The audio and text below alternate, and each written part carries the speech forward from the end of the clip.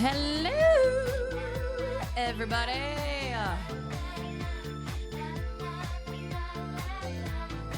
Happy Sunday. Happy Pride Sunday. Okay. All right, just getting everything ready to go. All right. Okay. Okie dokie. Okie dokies. How are we doing? Happy Sunday. This day has flown by. Just trying to get everything ready to go before we leave tomorrow. And per usual with these last minute trips, I always feel like I'm running around crazy town. So I'm not going to be happy. RIP Spencer. Get fucked, Spencer Pratt. Fuck you. Fuck you. Goodbye. Goodbye. Okay, so I decided not to stream. Nope, I'm streaming. I decided not to do cooking because what I have planned for film class, I have a lot of discussion around that, and I wanted to do some gaming. So I was like, okay, either cook, film, or film, gaming. How will I eat now? I don't know. You're gonna have to figure it out. So yeah, we are gonna be doing that. Spencer Pratt got cooked instead. That's right. I didn't even have to cook anything for tonight because Spencer Pratt already got cooked.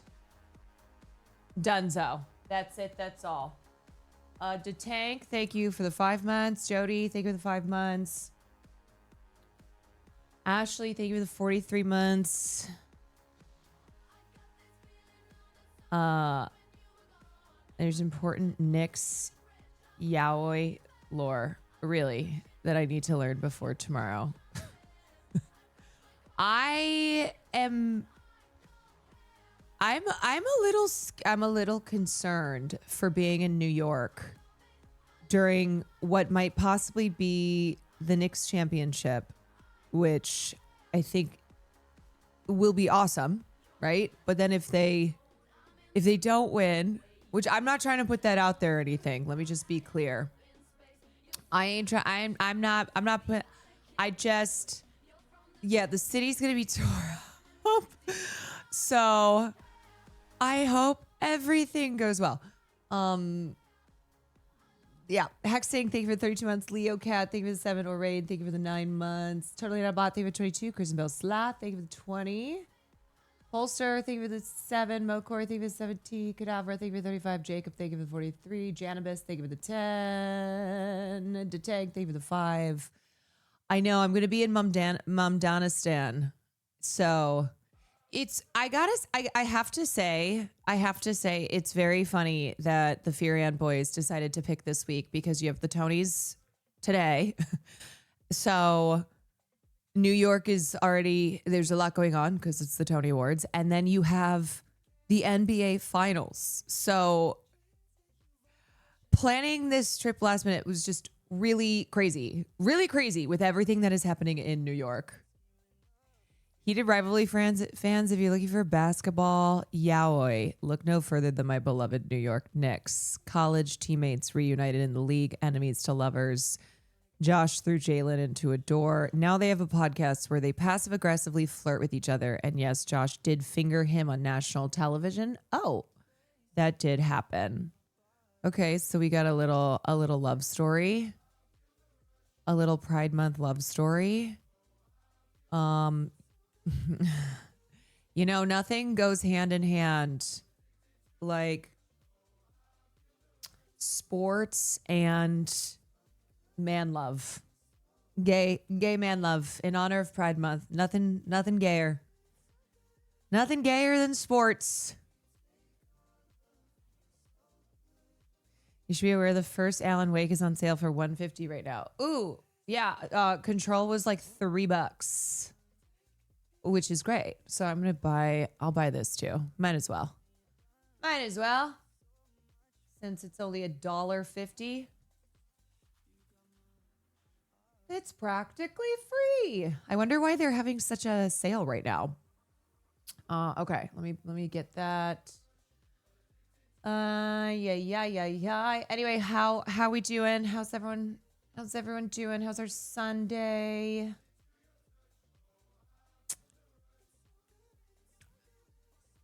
Are you worried about the Hassan fans that will be there? No. No. I'm worried about, as I said, which I don't want to say again because I'm not trying to jinx anything. I'm worried about the basketball team that Will Neff is putting his entire happiness into. I'm worried if victory is not achieved. Good for so you. That's all I'm worried about. That's all I want. All I want is for them to give this man happiness. He needs something. He needs something in between pressers at MSG. Wait, did I see that Taylor Swift and Travis Kelce are going to have their wedding at MSG? Was that fake news or was that real? Because if so, I have to question that decision. Is that fake? Okay, somebody sent it to me.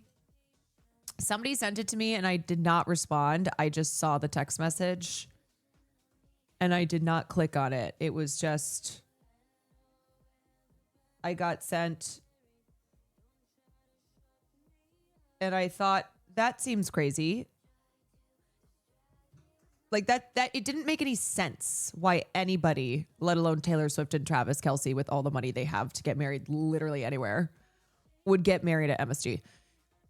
A scrum broke out around Fat Joe and Jadakiss. Fat Joe with an all-timer on this Knicks run. I seen Hasidic Jews breakdancing with black kids. This is the greatest unification of the city since 9/11. What is it? My Muslim mayor, my bagels Jewish, my Christian Dior, my Nixon for. Do you know how widespread this has gotten? I had Sam texting me this morning saying, Caroline, what does Nixon for mean?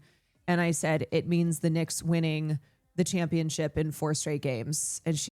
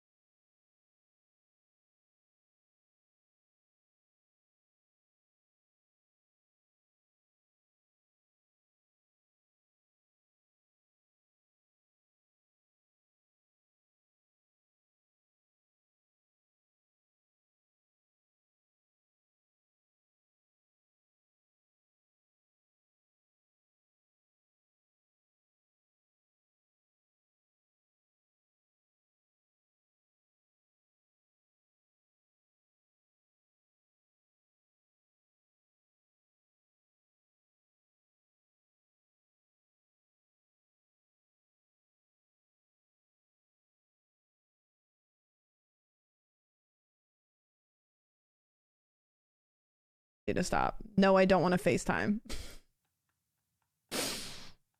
So, whatever. Who cares?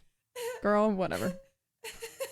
I've changed. Don't act like you care about Bush. I've changed. I'm a sports knower, and I'm talking about shaven bush, and I'm doing TikTok trends. I have changed.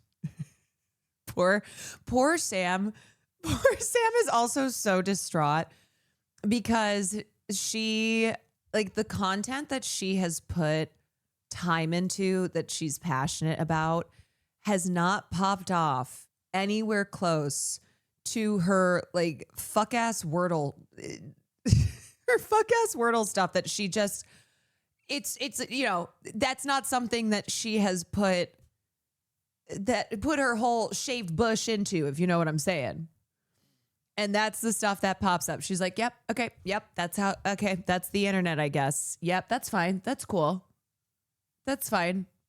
The thing that I don't care about and have not put a lot of work into, and that's what the internet likes. Yep. Mm-hmm. Yep. Love it.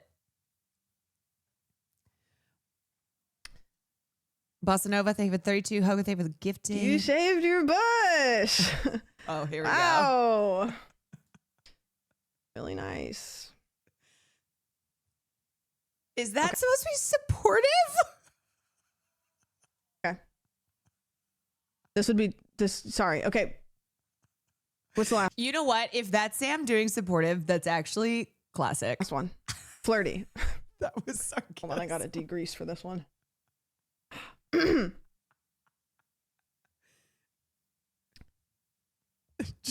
You shaved your bush?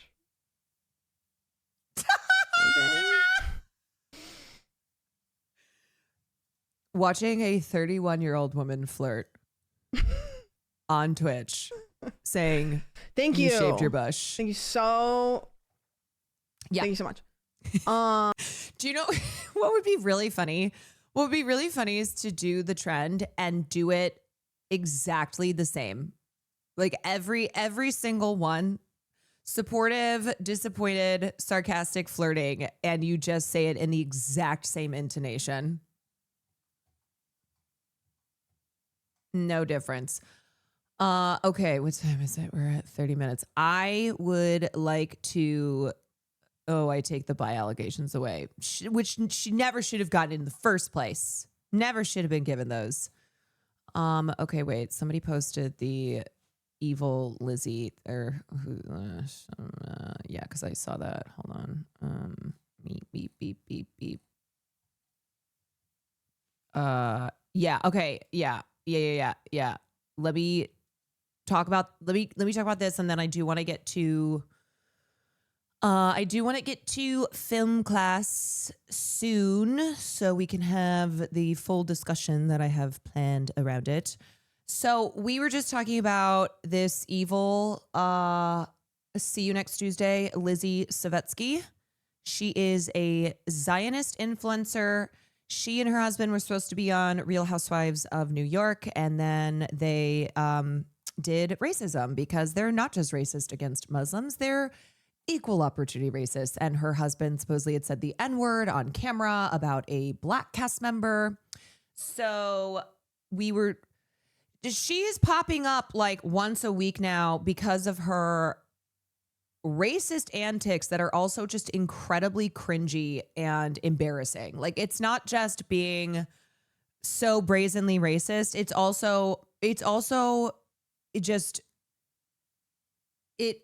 humiliating. Like, what are you doing? Having the cutouts of Zoran and Rama, this is embarrassing. This is so juvenile, racist, weird, creepy type shit. It's her. It's the same woman every time. Same woman every time. Okay. So this was on Tribeca Film Festival's carpet. Tribeca Film Festival, which is a prestigious film festival in New York. It was co-founded by Robert De Niro, and I was recently talking about it due to the fact that they have the first feature-length AI-generated film, generated entirely in AI, that premiered at Tribeca, and it is propaganda slop. It's propaganda slop. We talked about it. So same festival, and now you have this racist creep who's on the carpet with actor and filmmaker and also racist creep Elon Gold. And just listen to this shit. Really big deal, and for a film made in Israel, that's pretty damn cool. I was only raped by 2 Israeli dogs. I thought they only rape Palestinians. No, I got also a dog. Oh, okay.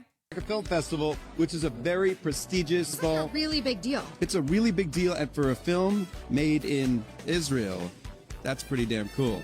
I was only raped by 2 Israeli dogs. I thought they only rape Palestinians. No, I got also a dog. Yeah. Yeah. Yep.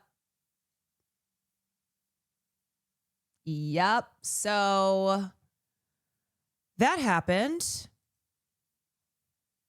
Yeah. Zionist humor be like, haha, rape. Straight up. Zionist humor be like, haha, rape. So Tribeca has put out a statement now because people were understandably furious at this and disgusted and went, hey, Tribeca, what the fuck? Is this what you're allowing to take place on the carpet of this festival? So they put out a statement and said, actually, let me just pull up the whole thing. Tribeca Film Festival response. Tribeca Festival is aware of the concerns raised regarding a clip circulating on social media and unequivocally condemns the offensive and unacceptable remarks made by Elon Gold and Lizzie Savetsky at the premiere of The Wedding Entertainer. Sexual violence and human suffering should never be mocked or minimized. The comments do not reflect the Tribeca Festival's values, and we regret the hurt and offense they have caused. We have not been able to reach the filmmakers. The Tribeca Festival. And of course, there's no mention here of specifically who this was mocking the suffering of. No mention. This is just a very basic, like, oops, got to put a statement out, but also don't want to show that we are drawing any type of line in the sand. Where's the consequences or specificity? Right. Like, are they being banned? Is Lizzie Savetsky banned from ever stepping foot in Tribeca? Same with Elon Gold. Are there any consequences here? Lost me when they said is aware. Yeah. First sentence. Why was she even invited in the first place? So they are basically like, this was not us. This was Elon Gold who invited her. Savetsky was not credentialed by Tribeca Film Festival, but was invited to cover the red carpet by the film's team. Now, how the fuck does that work? Lizzie's response. Oh, I'm sure this is great. Has just reached out to me for comment about the other night on the red carpet. Claire, here's my comment. Claire, you work for a publication that is responsible for perpetuating. Can I just say too, I love how she dressed herself up in like a little House on the Prairie style dress where she's giving, I'm sweet and innocent. I'm not an evil fucking racist bitch. I'm just a sweet girl here who cares very deeply about anti-Semitism. And that's all I'm trying to do is to stand up for Jewish lives, to stand against anti-Semitism. Waging the absolute worst blood libels against the Jewish people since the times of the Holocaust. And the most recent ridiculous claim that the paper you work for published was that the Israeli Defense Force trained dogs to rape Palestinians. Now let's just think about this for a second, that's because that's true. Anatomically, you know, Zionists have lost their minds when they're mad at the New York Times coverage. Yeah, New York Times that published that same publication that's published Screams Without Words. And now she's saying they're engaged in blood libel. Physiologically impossible. A dog cannot rape a human. Your publication published this piece with zero evidence. We're all just supposed to sit yes. here with a straight face and Do you think a dog would rape a human on its own? Or do you think the whole thing is that Israeli soldiers are using dogs to rape Palestinian human beings? Yeah, that's take what it, yeah. like it is some sort of truth. If you want to talk about actual rape, then let's Like dogs cannot rape in the sense they are intentionally committing assault, that they would like do it on their own. It's a form of torture that is enabled and committed by human beings using dogs. talk about actual rape, like the mass rape of Israeli women on October 7th here and we go. onward. Like the She's like, daily oh, sexual not only is she like, this didn't happen, but now we're going to talk about this thing that assault didn't happen. of Israeli hostage Arbel Yehud by her Palestinian captors for 482 days, which your paper has yet to address. Now, the idea that a joke made about this disgusting anti-Semitic blood libel, a joke made by a Jewish comedian on the red carpet of a film festival. She is one of the worst people on this planet. Of all the evil fuckers on this planet, she's Which is a forum that up is there meant at to the spark top. dialogue through the arts, through humor. The fact that this is the story here shows us how deeply sick our society has become. Claire, Talking about how deeply sick our society has become, while also trying to be like, it was a joke, but also it was blood libel. So, yeah, what you gonna do about Jewish it? comedians throughout history have used humor as a way to cope with blood libels, to cope with anti-Semitism. Oh, is to that cope so? You're a with Jewish lies comedian and now? propaganda, like the ones your paper spreads, to cope with our never-ending generational trauma. Oh my Claire, god, humor I fucking hate and her the so arts much. are tools to be used to address real issues and to shed light in a way that gets people thinking and talking. And that is what Elon was trying to do, and that is what I believe the Tribeca Film Festival stands for.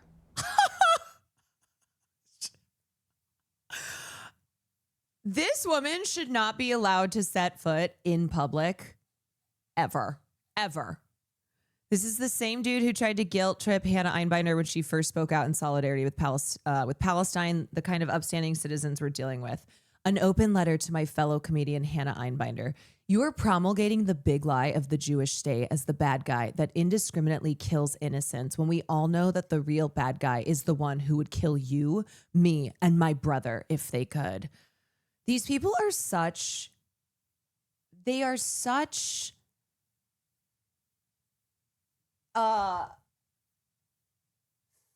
fictionalists. Like they truly love to engage in the most dramatic fictionalizing where they're like, they would rape and kill you. It's actually really, it's very telling of who they are with how often they will like talk about in great detail as they conjure up this fantasy of how you would be raped, like how they'll go into detail about the violence that would be committed to you.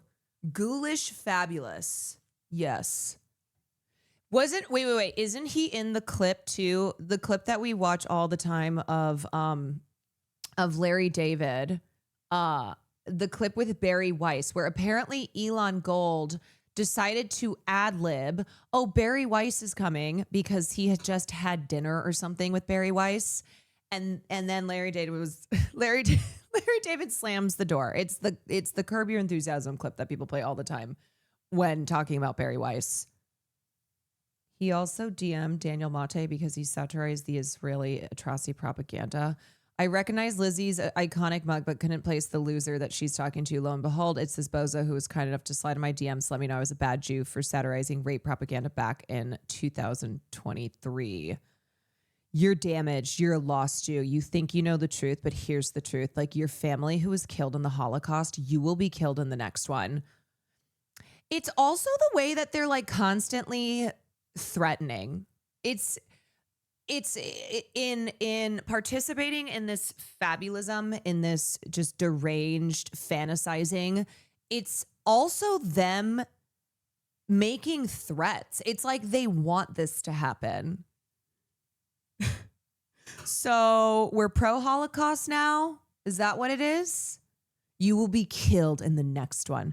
The fact that you can claim that Israel's exaggerating the rapes makes me realize your fate is sealed. You'll be cursed forever for standing with the rapists. You're clever, and I enjoyed your debate with my pal Rudy, who's putting his life on the line to save people like you who have no appreciation for our only safe refuge in the world. I know Israel isn't perfect, but how could you ever spew your vile bile about the only place that would keep you safe? The idea that living in the United States of America, which is something that Joe Biden pushed to, where he's like, Jews aren't safe anywhere except for Israel. You're like, okay, you're the president of the United States.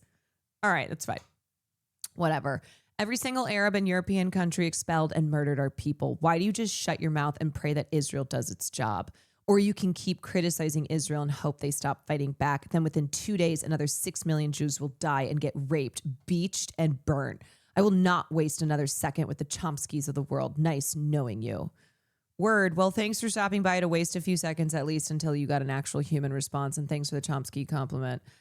This is prior to, it makes me so sad when God gives people like you and him such gifts and a genius brain, and then you squander that gift with your twisted take. One man's conformist tribalism is another man's never again will they wipe out our tribe. Truth, love, and justice means being a Zionist. Lies, hate, and injustice is the side you're on, my friend. Okay, bro. Wait, is this the clip? Hold on. Yeah, right Hey, here. Larry, come for Shabbos dinner one of these weekends. We had Barry Weiss last Friday night. She's fantastic.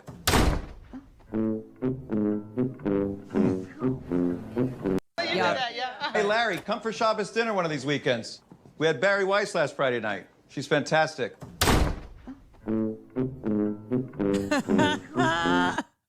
Yeah, so I guess he mentioned Barry Weiss off the cuff. It was an ad lib.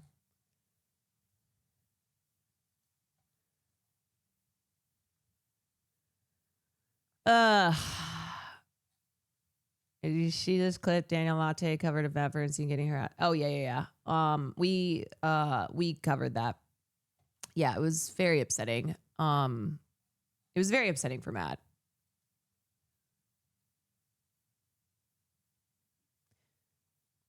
Happy 4. Hills for Days. Thank you for the 4 months. Morvan Mad. Thank you for the 20 months. Girly Poplitics. Thank you for the 4. Fratello Rosso. Thank you for the 21. Critical Event. Thank you for the 39. Chuck Splat. Thank you for the 39. Modi Moose. Thank you for the 2. Prio. Thank you for the 9. And again, people like Lizzie, because their brains are so cooked by how disgustingly racist they are, they do not they do not inhibit their racism in any way. So people who are this openly racist to Muslims, of course, are racist to other groups. Like, of course, her husband is saying the N-word, right? These people are not contained. They do not contain their racism, or they do not only behave racistly to one group, because their entire existence is just one of hateful racism. And they live in this concocted fantasy of simultaneously being the world's biggest victims while also constantly victimizing others.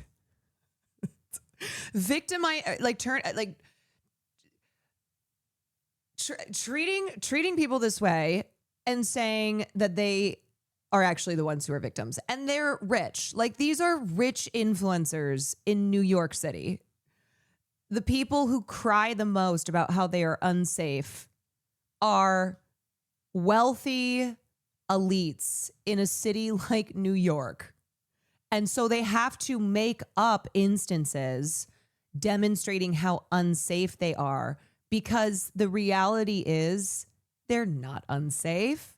That's the truth of it. Like, I'll never forget post October 7th when you had so many influencers like I think it was the We Wore What girl who posted a photo of herself wearing probably $30,000 worth of clothing in an Uber Black and a post about how unsafe Jews are in America. And it's like, you're posting this caption with a photo of you in an Uber Black on your way to like some fashion event.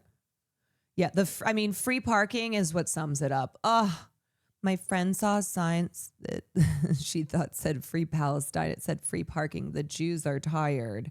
And it's like, do you see how you are having to create things? You are having to create these instances of victimization, because the reality is that you are not a victim. You are not a victim, not at all. Okay.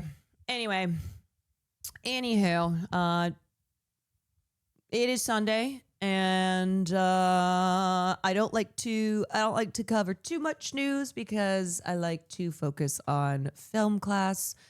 So let me tell you what I have planned for us tonight. So, since it is Pride Month, I was thinking about what I wanted to show, and I have shown in the past a lot of like campy, queer, cult classic type films, and those are wonderful and great. But tonight I decided that I want to show a film that is very culturally significant because of the social and political context of the time period when this film came out. Now, it is not a film without controversy, and I also think it's one where, being now 30-something years removed from when it first appeared and from the political time period in which it premiered, it's almost as if you can, I think, look at it's like you look at films like this through a modern lens, and you can recognize the criticism at the time, but then in a way, being so many decades now removed, you can see to the value of a film like this at that time period. So the film that we're going to watch tonight is Philadelphia. Philadelphia is a film that stars Tom Hanks and Denzel Washington. It was directed by Jonathan Demme. It premiered in 1993. It is a legal drama, and Tom Hanks stars as a lawyer who is fired from his firm after it's discovered that he is gay and has AIDS. And this was the first mainstream film, first major studio film to openly talk about AIDS and the AIDS crisis and display homosexuality in this way, where it's not so much a film about like the showing a gay man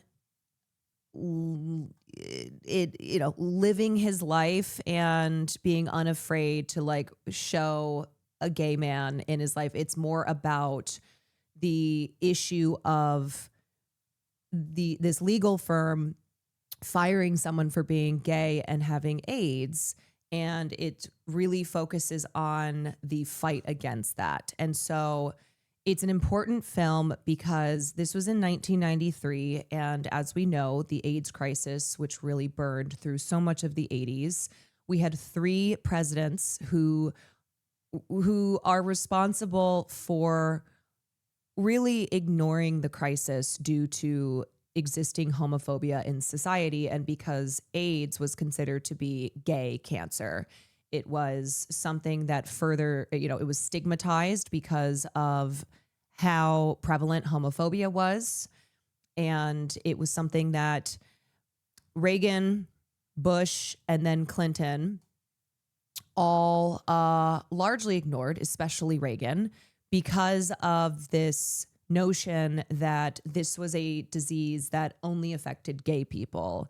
So it was darkly one of those things where a lot of the public kind of looked at this as one, as sick as this is to say, a way to kind of eradicate gay people, right? Oh, here's this gay cancer that's come along, and great, it's going to take out this community that is sinful, right? That this is wrong. Being gay is wrong. So this is God's way of like striking down gays.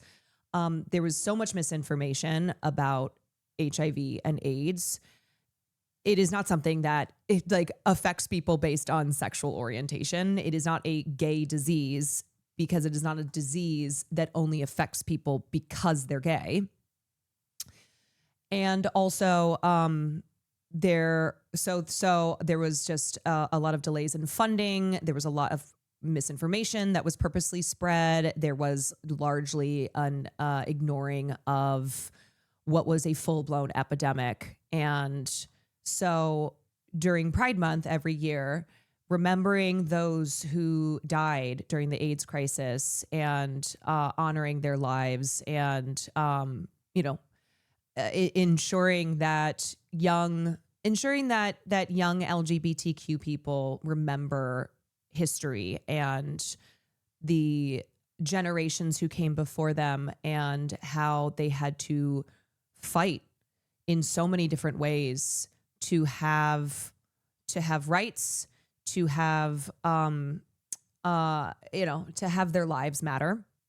So every Pride Month, there's always an importance that is placed on remembering the AIDS crisis and those who were lost during that time period. And there's like in New York City, there's museums and other remembrances for all the members of the LGBTQ community who died during that period and who were, it was really the responsibility of the government because they turned their back and allowed this crisis to ravage so many people. Lots of issues since partners had no marriage rights or rights to visit their loved ones or have a say in medical decisions. Yes. And because it was not safe to be openly gay, and this is decades from gay marriage being passed, the reason that HIV and AIDS ripped through, in particular, the gay community was because of the nature of gay relationships. So like cruising was a big thing because of how homosexuality was so stigmatized and was illegal. So because of the ways that gay people were engaging in sex, because it was not safe to be gay, it is a large reason as to why the gay community was so specifically affected by HIV. 2003, they were still throwing gay men in prison in some states for the crime of being gay. Yeah. Yes. So anyway, Philadelphia is a film that comes out in 1993. And I will just say before we watch the film that at the time, there were a number of gay critics who were very upset about the film, who angrily wrote about the film for a number of reasons. One being they felt it was a little too late because this was 12 years into, 12 years and so many deaths that by the time Philadelphia comes out, there was this feeling amongst some gay critics, like, where have you been? Where have you been? Why did it take so long for a film in Hollywood to be like a mainstream film to be made that takes a look at the AIDS crisis? Because up until then, it had only been a handful of independent films, television movies, and this was the first time that you had a major studio film. And then the other thing, of course, is that Tom Hanks, who won the Oscar for this film, he stars as Andrew Beckett, who is a gay lawyer with AIDS, and he is fired from the firm. And so, because this is Hollywood in 1993 in a society that is still largely homophobic, I think only like 15% of the public at that time did not think that being gay was was bad. So by and large, society was very, very homophobic and had just so many misconceptions about gay people. And anyway, so some gay critics also saw this as like, oh, this is just Oscar bait. This is just a vehicle for a popular straight actor in Hollywood, which, yes, is true. But also, unfortunately, this is at a time when this was the only way that a film like this would be made. And Tom Hanks does a wonderful job in the film. He's very, very good.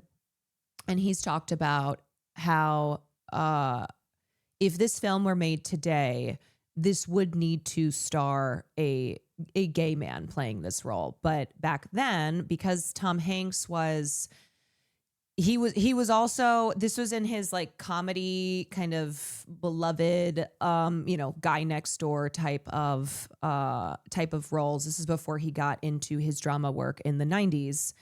This is one of the 2 Oscars that he won in a series, or in a time period of 3 years, because he wins this and then he wins for Forrest Gump. But he said he's acknowledged that today this film would need to star a gay man in this role. Things are different now than they were in 93. And then he actually won back to back, because this was 94 and then 95. He also said that like there was a reason that he was picked for this role, because the studio saw him as a safe option and also as a person who would appeal to the public who would be watching this movie. Because this is not a movie that is, looking back now all these years later, this is the type of film that is for a mainstream audience. And at the time, the mainstream audience was mostly homophobic, or if not like explicitly homophobic, certainly did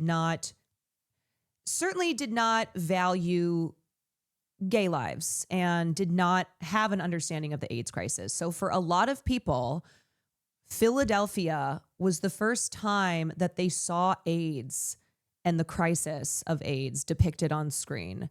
And the first time that they saw a representation of a gay man that was not done in like a stereotypical, cruel type of tropey fashion, that this was a film that sought to humanize this character played by Tom Hanks and to draw attention to this crisis that had affected so many LGBTQ lives. And so anyway, this is how, when you look back on like the history of the film industry, often this is the situation where you have a film that is groundbreaking, and now today it would not be groundbreaking today because this was a film that was made 30 something years ago. And since then, we've had so much more gay representation, so much more public acknowledgement and awareness around the AIDS crisis. And it's just a film that, due to its political and social context at the time, was very groundbreaking, but also required certain things to be the case due to that political and social context. Was this before And the Band Played On? This was the same year, because And the Band Played On was a documentary that came out in 93. Here, I'll show you a list of, here's in Out magazine, a list of films about HIV and AIDS that you should watch. HIV is not a crime day. Films about HIV and AIDS that you should watch. These movies are necessary viewing regardless of one's sexual orientation, gender identity, and or status. Caroline, this has become my favorite streamer space and friends now too. Although I'm a cis white dude who loves Meet 2A ball, getting riled up, LGBTQIA rights, anti-military advocacy, and healthcare are core. It's refreshing to find a space on left that's inclusive and careful while still maintaining vulgar, humorous, and smart critique on all that is oppressive around us. Anyway, cheers, chat. 6 months sober today. Love this calm, scathingly just, good sense community. Oh my gosh. Congratulations on being 6 months sober. We are happy to have you in the community. Okay, so here's the list. An Early Frost, 1985. This was the first movie on television to deal with the AIDS epidemic. It was co-written by Queer as Folk creator Ron Cohen. In the film, actor Aidan Quinn plays a gay man getting ready to disclose to his family that he's living with HIV. An Early Frost was watched by over 34 million people overall. It also garnered 14 Emmy nominations and won 3 of those awards. And of course, it has the fabulous Jenna Rollins, who, after she passed, we did talk about this film. She's very, very good in it. Parting Glances, which came out in 1986. This was Steve Buscemi's first major film role in Parting Glances. He plays a gay man living with HIV. The director, Bill Sherwood, unfortunately died of AIDS-related complications in 1990 without completing another film. 1989's Tongues Untied. Marlo Riggs' Tongues Untied documentary explored Black gay culture in the 1980s, including the loss of many people living with HIV. 1989's Longtime Companion. This was the first film with a wide theatrical release to tackle HIV and AIDS. The title was taken from the words used by the New York Times description of the partner of someone who had died from an AIDS-related illness. Yeah, Longtime Companion. That was what they used to. That was how they used to describe it back then. The Living End in 1992. This tells the story of 2 men living with HIV who happened to be running away from the law. 1993, Zero Patience. This is an indie musical centered on a 19th century English explorer who, for the first time, met a patient living with HIV. And The Band Played On, starring Ian McKellen and Lily Tomlin. This is a film about the discovery of HIV. It is based on the book, which was a really important book at that time, also titled And the Band Played On. And then 1993, Philadelphia, which we are going to be watching tonight. And that was the first major studio film that depicted the AIDS crisis, seen through the story of this gay lawyer who has AIDS, who is played by Tom Hanks. And then 1995, The Cure. A boy finds out that his best friend is living with HIV. That boy subsequently plans a trip to New Orleans in the hopes that he can find a solution. 1995's Jeffrey, a young gay man in New York, believes that he'll avoid the HIV/AIDS epidemic if he stays celibate. However, things get complicated when he falls for a man living with HIV. 1995 Kids. Chloe Sevigny plays a teenage girl living with HIV in 1995's Kids. Boys on the Side, also 1995. Mary Louise Parker plays a woman living with HIV who embarks on a road trip with a recently single lesbian, played by Whoopi Goldberg, and a young woman escaping an abusive relationship, played by Drew Barrymore. The result is the 1995 classic Boys on the Side. 1996, It's My Party. Eric Roberts, hardest working actor. Eric Roberts plays a man dying from AIDS-related complications who throws a party before he plans to kill himself. It's My Party is one of the first films to address the topic of someone living with HIV and making the choice to die on their own terms. This movie was based on the life of Harry Stein, who reportedly had romantic connections to director Randall Kleiser. Eric Roberts has truly done it all. And then Gia in 1998, starring Angelina Jolie in one of her breakthrough roles. It is about the supermodel Gia Karanji, who died of AIDS-related complications. The Hours in 2002, that connects 3 women of different generations through Virginia Woolf. One of them, played by Meryl Streep, plans an award party for her best friend who is living with HIV. The Trip in 2002 follows the love story between a young conservative man and a gay rights activist. That journey takes a sharp turn when one of them receives an HIV diagnosis and a new chapter in this saga begins. Then Rent in 2005, a musical that changed my life when I was 14 years old and watched it for the first time. And then my friends and I would watch it every weekend. And this is the story of a community in New York City, specifically in the AIDS-ridden East Village at the turn of the millennium. Seasons of love, 520. Okay, then 2007, life support, Queen Latifah playing a woman living with HIV who's overcoming her drug addiction, working with an AIDS outreach group. 2007's The Witnesses, a doctor begins an affair with a young man who soon finds out that he's living with HIV. Precious, a young woman living with HIV, strives for an education and a way out from her mother's abuse, starring Gabri Sidibe in the lead role. Precious was an absolute cultural juggernaut. And this was, I believe, Monique won the Oscar for playing her mother in one of the most villainous roles on screen. How to Survive a Plague, 2012, documentary following the AIDS outbreak and the uprising of queer protesters. United in Anger, a history of ACT UP. While most people know David France's How to Survive a Plague, 2012 included several films about ACT UP being released. So this documented the mechanics behind orchestrating some of the group's biggest demonstrations. Philomena in 2013. This is the heartbreaking true story of an Irish woman who searches for a son she had been forced to give up for adoption as a baby. Ultimately, she discovers that he was involved in the HIV/AIDS crisis. Dallas Buyers Club. After a Texas man finds out he has AIDS, he refuses to die without any resources and smuggles life-saving drugs from Mexico. Unfortunately, starring Jared Leto and Matthew McConaughey, Dallas Buyers Club was nominated for 6 Oscars and won 3 of them. This is one of those films that also has had its critics. And I think the fact that 2013, it's a lot, it's different than 1993. So the arguments more so that someone like Jared Leto should not have been playing this role were more pronounced in 2013.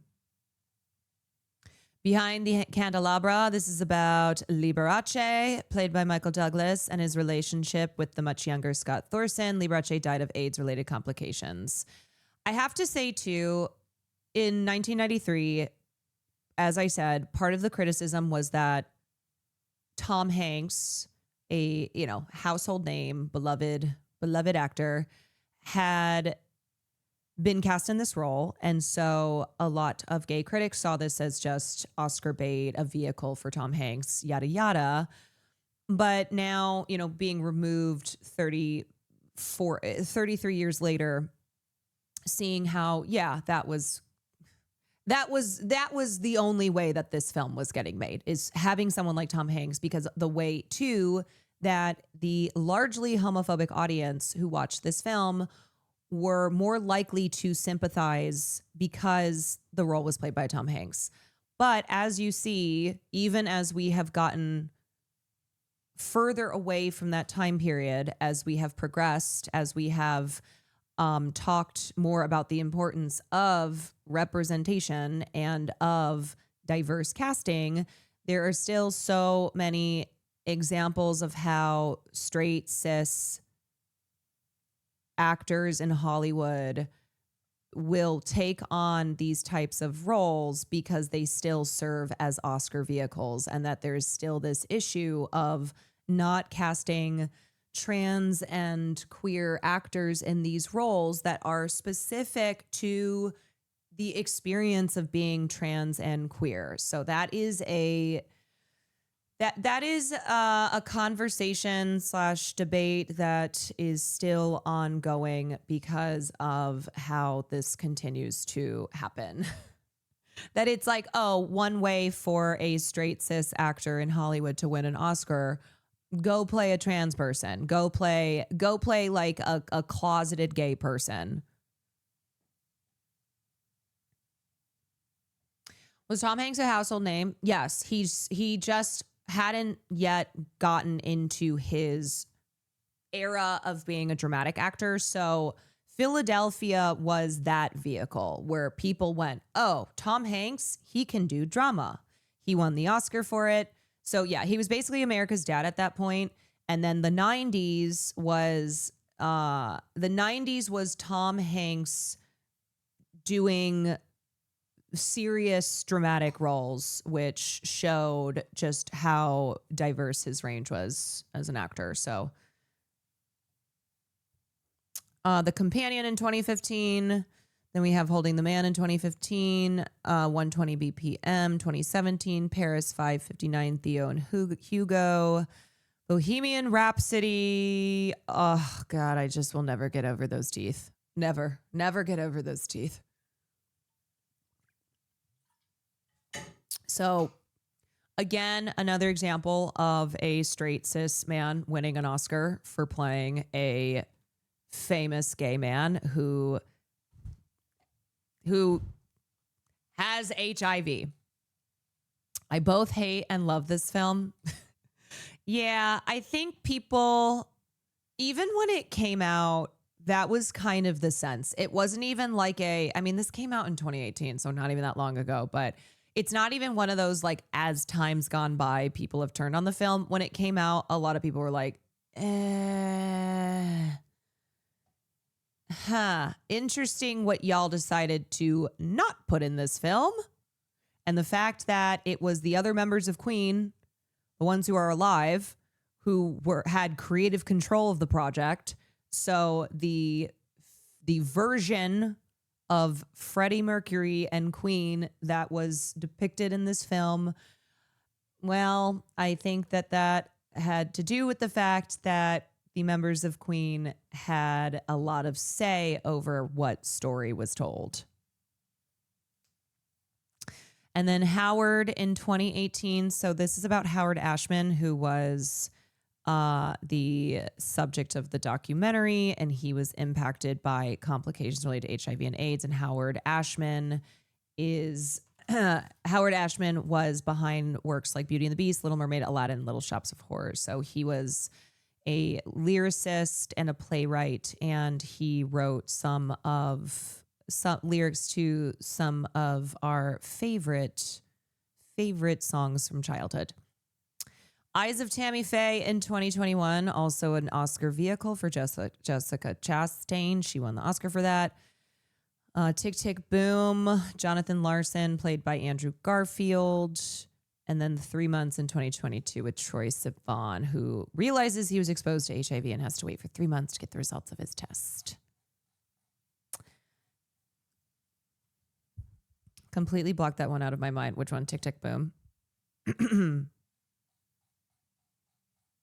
Falsettos is an incredible musical with a 2017 pro shoot that's about a gay Jewish man in the family he's divorcing for his lover. Takes place in the late, I'm so sorry, I cannot read. Takes place in the late 70s, early 80s, deals with HIV AIDS, family acceptance, being Jewish, and love. It was written by William Finn, a gay Jewish man living through the AIDS crisis. Started as a series of one-act musicals, but was combined and finished in the 90s to address the AIDS crisis. I sang a song from Falsettos my senior year because I think it was like, was it it was a showcase or something like that? I don't remember, but I sang a song from that because it was one of my best friend's favorite musicals as well.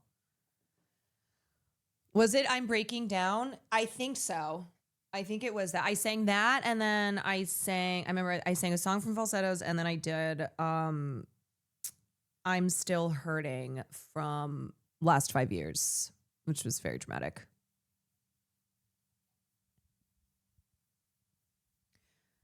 Okay, so anyway, that is just a little precursor to the film that we are going to watch shortly here, and then afterwards we will have a discussion on the film, but also we'll be taking a look at taking a look more deeply at the AIDS crisis. So Yeah. All right. Okay. I love Ariana's cover of Still Hurting. It's a very powerfully emotional song. Meldoa, thank you for the tier 1. Cutie, thank you for the gifted. Silver Joy, thank you for the 20 months. Revoked, thank you for the 5 months and the bits. Go Carolina Hurricanes, thank you for the 2 months. Trenton, thank you for the prime. Oh, Go Carolina Hurricanes, thank you for the 5 gifted subs. Sorry, I must have been in the middle of chatting. Hills for Days, thank you for the 4 months.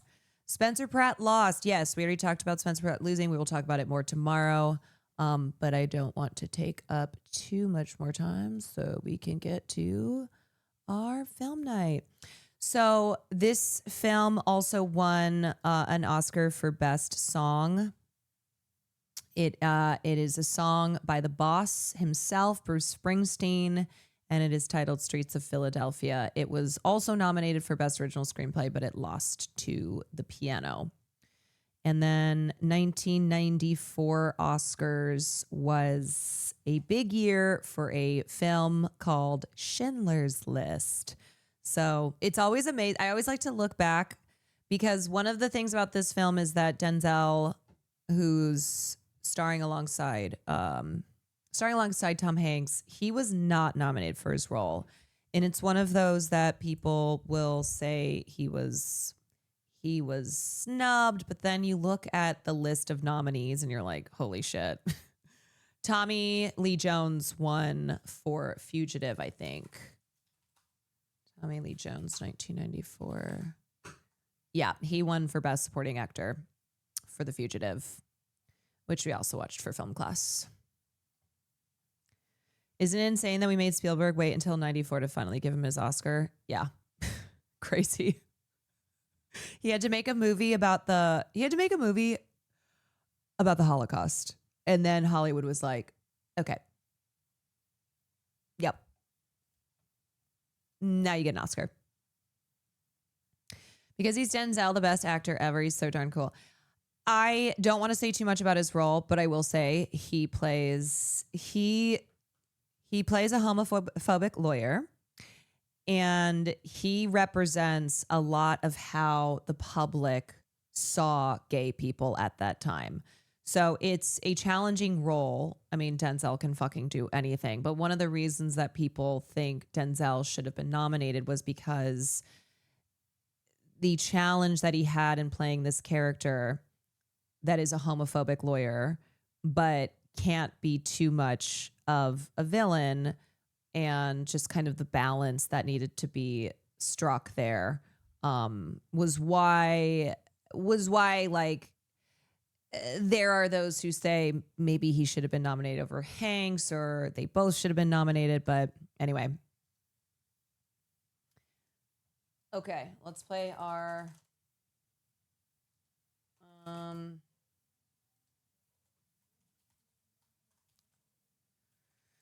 Crazy, he's only got 2. Well, the other thing is that he didn't win for Malcolm X because he lost to Al Pacino, and Malcolm X was in 92. So this was the year before Philadelphia came out.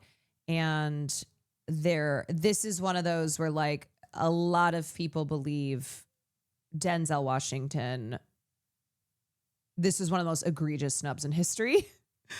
The fact too that Spike Lee was totally ignored. So it was way too black for the Academy. Then it scared the crap out of them. Yeah, I think the fact that he was nominated was, I guess I would say, as best as the Academy would do at that time. It's like the fact that he got nominated was about as good as it would get. Cup of Pasta, thank you for the 24 months. Jobo Cat, thank you for the 21. Okay.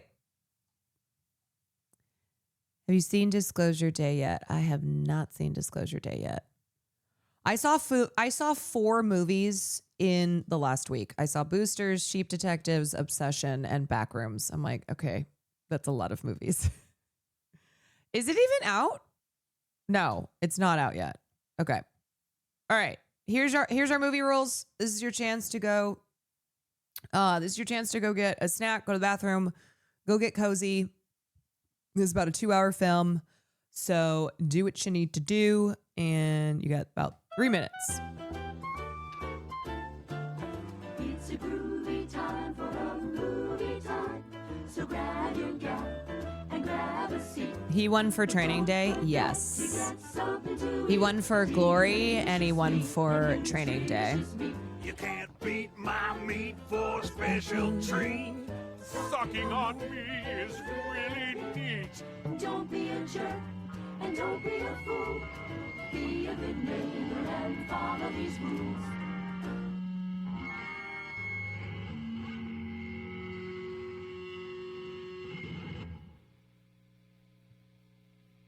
What are these rules? Remember to keep your shoes on at all times. Don't pull your penis out unless you really need to. Indecent exposure is a class 2 felony.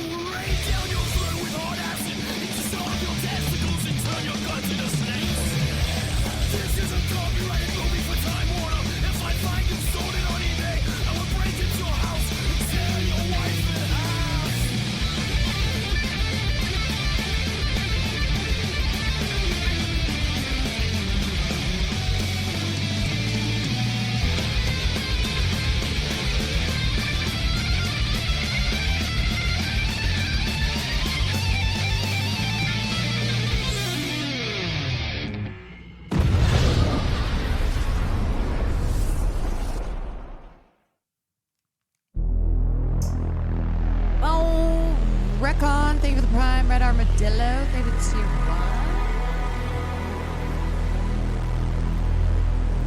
Okay.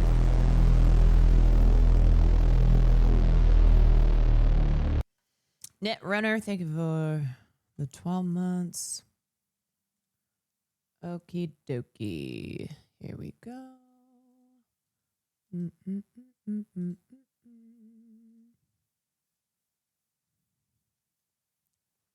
Okay.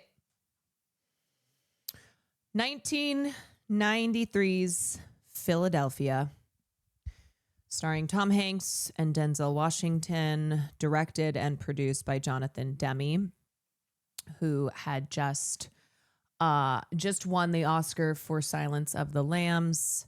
And this was the first major studio film to depict the AIDS crisis through the lens of this gay lawyer who is fired when his firm finds out he is gay and that he has AIDS. So this was still a very culturally significant film, and at the time was both a commercial and critical success, and led to an Oscar win for Tom Hanks. So two in particular is the lives of two attorneys, Jeffrey Bowers and Clarence Kane. Bowers was an attorney who sued his firm for wrongful dismissal And that was one of the first AIDS discrimination cases. So this was absolutely happening, where people were being discriminated against, obviously, for being gay. People were discriminated against for having AIDS. There was such a fear around AIDS and so much misinformation that, of course, was accompanied and result of societal homophobia. So there was the case of Jeffrey Bowers, and then Clarence Kane, who was an attorney for Hyatt Legal, and then he was fired after his employer found out he had AIDS. He sued, just like Andrew Hyatt does in this film, and just before he died, he won the case. Okay, so that was Philadelphia. And as I said in the beginning, before we watched the film, this was the first time that AIDS was depicted, the AIDS crisis was depicted on screen in a major motion picture by a studio. So this was like a $30 million budget or something, and it ended up being like the 9th highest grossing film of the year, so it was very commercially successful. Critically acclaimed, although I said that there were some gay critics who took issue with the film. One reason being that they felt it was a little too late, where it's like, where has this been for the past 12 years, as so many people, so many members of the gay community have died and have just been left to die. And I think that's totally fair. And I understand like the emotions surrounding that time period and feeling like, oh, now here comes Hollywood, right? Here comes Hollywood with Tom Hanks, and it's just an Oscar vehicle for him, because to you all, this doesn't matter. This is not your, this did not affect you in real life. But with that being said, it is still a film that was culturally significant, still is today. And I do believe that the importance of a film like this was for a mainstream audience who would sympathize with a character like Andrew Beckett because Tom Hanks played him. And that doesn't make it right. It just makes it the reality. And a lot of people who, even with the growing push for awareness and education around AIDS, still were deeply misinformed, right? A lot of the depictions in the film was directly representative of how a lot of people in the public believed AIDS was transmitted. Like if you shook hands with a gay person, am I going to get AIDS now? Like there was just so much fear. In the same way they thought being gay was contagious. There was this fear of being around gay people because of the belief that being gay was contagious. So of course the gay disease, the gay cancer, would then also be contagious. It was a binge of the entire scary movie series for balance. I know I have played a lot of tearjerkers. I have realized that there's been a lot of tearjerkers lately. So we'll be, I do like to try to balance it out. So maybe I'll try and pick something a little less tear-filled. Okay, but the sequel to Cheesesteak was great. So lots to talk about here. And one thing I do need to mention is this is a film that was produced by Scott Rudin. And if you recognize the name, it's probably because you remember during the Me Too era, Scott Rudin was one of the people whose behavior was finally called out, and he temporarily fell from power. Now, Scott was not one of these producers who was sexually assaulting women. Scott Rudin is gay, and he is one of the most powerful producers in Broadway and Hollywood, but Scott was very abusive. So there were stories of Scott Rudin who would smash a keyboard over an assistant's hand. He was in particular ruthless to women in his office. And so finally his behavior was reported on, and he stepped away, but now he's back and he's producing Death of a Salesman on Broadway, which has probably won Tonys from tonight. He just won. Yeah. So unfortunately, Scott Rudin is a monster, and he's also one of the most powerful producers in Hollywood and on Broadway. He is openly gay. He's the first producer to EGOT. He's one of the few individuals. EGOTing is only about 20 people have EGOTed. Scott Rudin is one of them. So he has an incredible legacy. You know, he produced No Country for Old Men, Lady Bird, Social Network, Book of Mormon, Hello Dolly, Philadelphia. But it's, you know, it does not divorce him from the monstrous person that he was and is. So what happened was there was a lawsuit filed by Jeffrey Bower's family. And the reason the suit was filed is because the family claimed that Scott Rudin had failed to honor a verbal contract that he made with the family. So Jeffrey Bowers was one of the cases that I mentioned. He was a gay man who had AIDS, was fired because of that. And Scott Rudin found out about this. And so he visited with the family and had gotten a lot of Jeffrey Bower's life story. And so when the family watched the film, they went, there are a lot of parts of this movie that seem very much from the stories that were told to Scott Rudin. And he had made this verbal contract with the family for the rights to Bower's story. Here, let me pull up the article on this. Jeffrey wanted a movie to carry his message beyond New York City. His brother Charles said the Philadelphia producers betrayed his brother by failing to acknowledge him as the film's source. And their defense was, well, this was a fictional film. Like, this was not a biopic of Jeffrey Bowers. Andrew Beckett is not a real person.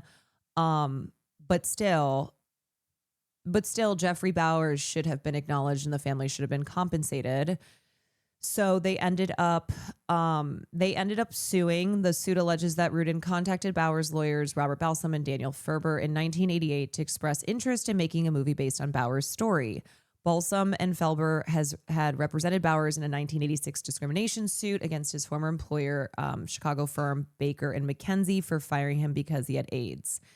Last month, the New York State Division of Human Rights ordered the firm to pay the Bowers estate $500,000 in damages. Rudin didn't produce the film, but according to the suit, he sold his rights to the Bowers story to Orion Pictures. Sorry, I think I misspoke and said he produced. He didn't produce, but he was involved because he sold his rights. And then so the project was called Probable Cause. It went into development under exec VP Mark Platt. Mark Platt, father of Ben Platt. And then also obnoxious man-child Jonah Platt. In December 1991, per the suit, TriStar acquired the rights to the story in bankruptcy court. Platt later joined TriStar. Bowers' lawyers contacted Rudin in 92 after reading about Probable Cause in the press. They claimed Rudin acknowledged that the film was based on the Bowers story, but that he had sold the rights to Orion. They then approached Platt, whom they say refused to discuss the matter. So, like, this is just classic Hollywood shit. Also, let me turn my clips back on. Hold on a second. Okay. So Platt refused to discuss it. TriStar has said the film was based on several cases. Another AIDS-related firing of a lawyer that received attention was the dismissal of Clarence Kane. Kane was fired 7 years ago after telling his employer he had AIDS. He sued for discrimination and won over $150,000 in 1990 and then died 2 months later. To Balsam, the deal he claims Rudin struck with Bowers' family is what distinguishes the two. And though Bowers' legal battle is public record, the story that Rudin and Nye Swanner, who's the screenwriter of Philadelphia, got came from Bowers' family and friends. They didn't get it from the public domain. They got it from us. Okay, so then the lawsuit ended up settling after, I think, 5 days. So clearly the studio went, let's just pay this family The makers of the movie Philadelphia acknowledged yesterday that the film was inspired in part by the story of a New York lawyer who was dismissed after his employer discovered he had AIDS. The acknowledgement came in a statement announcing a settlement after 5 days of testimony in a suit brought by the family of the lawyer Jeffrey Bowers, who died in '87. The terms were not disclosed, and lawyers for the party said they were bound by the agreement to keep them secret. So Rudin had been paid $100,000 for bringing his idea for the movie to Orion, which later assigned the filmmaking rights to TriStar, according to testimony. So hopefully the family was well compensated, and at least we know that the acknowledgement that the film was inspired in part by Jeffrey Bowers' story was mandated by the court with the settlement agreement here. Ubel, Andre, thank you for the tier 1. Shisasi, thank you for the 5 months. Okay, so just wanted to acknowledge that. Wanted to acknowledge Scott Rudin, who is pretty fucking terrible. Talk about the criticism of the film at the time. But I do think, as I said before, what can interestingly happen is like when something is removed enough from the context in which it was first created, and how there are still social and political elements today that are very reminiscent of that time. But because, 30 something years has passed, I think you can see how this film was, in my opinion, still thoughtfully approached, and in the telling of this story and in the depiction of this main gay character, but also the life that he lived, where he was a human being who, despite the oppression that he faced in society, lived a full life, and until his last breaths fought for, stood up for himself and fought against the injustice that he experienced from his employer. So this is very much heavily focused on being a legal drama, which was a big thing in the 90s. The 90s was the golden era for legal thrillers. And the strengths of this film, too, being in the performances of Tom Hanks and Denzel Washington. And yeah, seriously, bring them back. Bring back 90s legal thrillers, please. Legal dramas, legal thrillers, please. We miss them. We miss them. And I think what's so great about Denzel's character is that it doesn't it doesn't jump too quickly into, oh, he's homophobic, but now he's like the savior of the story. This was still Andrew. This was still Andrew at the end, who was the reason that justice was had here. And Denzel's character, you see how actually him being homophobic comes into play many times, but one instance where he is openly acknowledging how homophobic they all are. That today you'll have people who are like, I'm not homophobic, but I'm not transphobic, but where they try to disguise their bigotry because they know it's less acceptable, although with transphobia, it's more acceptable. But back then it was straight up like, I hate gay people. Gay people are dangerous. Gay people, if you get near them, you will become gay. That it was just much more, the bigotry was much more open.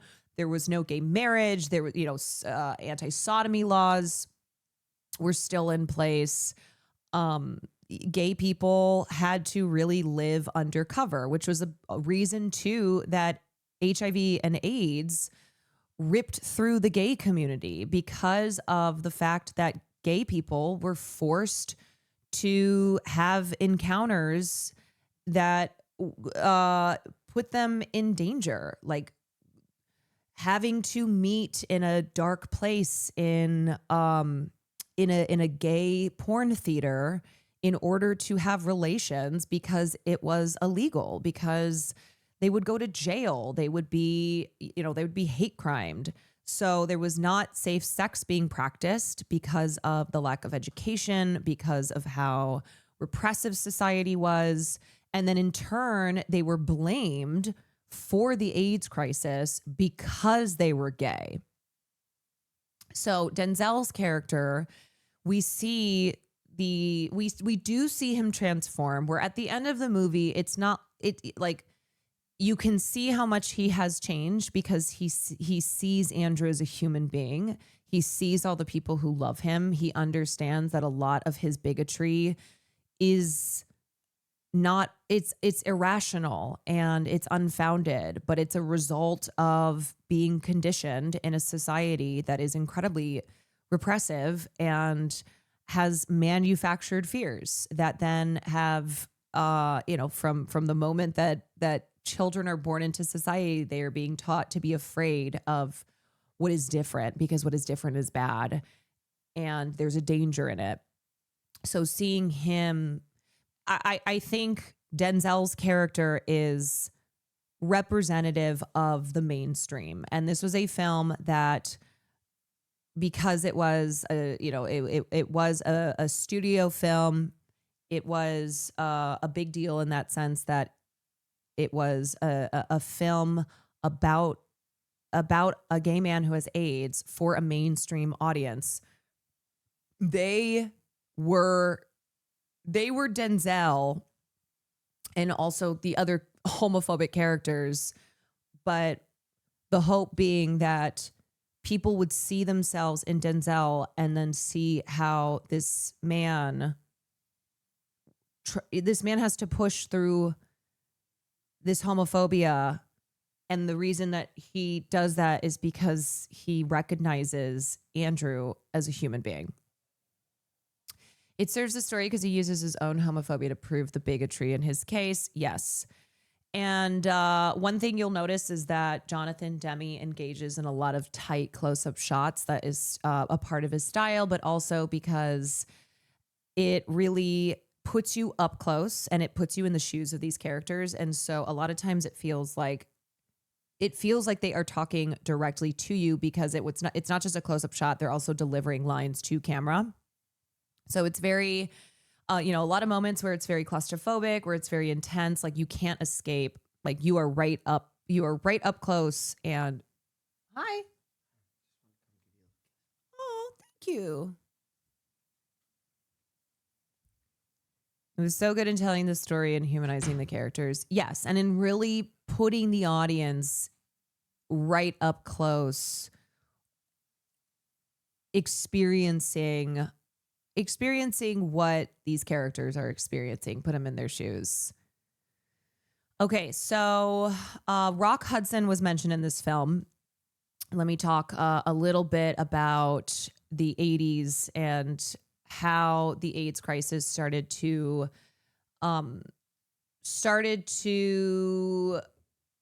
as the AIDS crisis was happening, how there started to be public awareness around it. So Rock Hudson was the first, he was the first public figure to openly say that he had AIDS. So when Rock Hudson came out and revealed that he had AIDS, it put a famous face on this disease. So before that, it was one where people were becoming aware of it, but they were like, oh, it's a gay disease. We don't really know anybody who has it. If you were gay, all your friends were dying. Like if you survived, it was one of those situations where most of your friends did not. Like that is how devastating this was. But for straight people who were homophobic and did not have gay people in their lives, they were like, well, this isn't really affecting me. I don't really know anybody. And so when Rock Hudson came out publicly and said, I have AIDS, it put now a famous face on this crisis and it forced the media to start covering it. And then alongside Rock Hudson, Elizabeth Taylor, who was good friends with him, she was devastated. She was devastated when he contracted AIDS, and she also lost some members of her staff. And so then she came forward and became an advocate and was using her platform and her fame to raise awareness, try and get funding, destigmatize this illness, and also destigmatize homosexuality. And so she founded AMFAR. And then later she founded AMFAR and then later established the Elizabeth Taylor AIDS Foundation. And so that was a way to support people who were living with HIV and AIDS, and also to raise, money for finding a treatment. And then Madonna was a big name, a big figure in the 80s who she used her platform to fight against homophobia, to spread awareness and education. She talked about HIV and AIDS on the album Like a Prayer.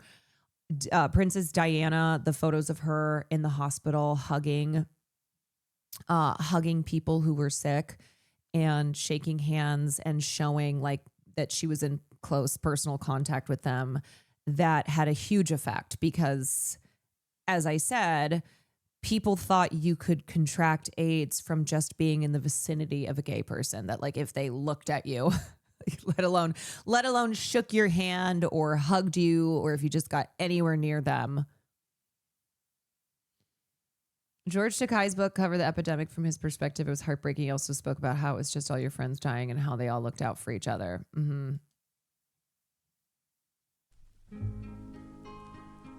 Yeah, love this. I really have to. Now that the summer's come and gone, I'll say goodbye. Now that the winter's coming on, I'll say goodbye. I'm not the first man or the last who had a thirst to leave the past. So while the autumn rain's falling, I'll say goodbye.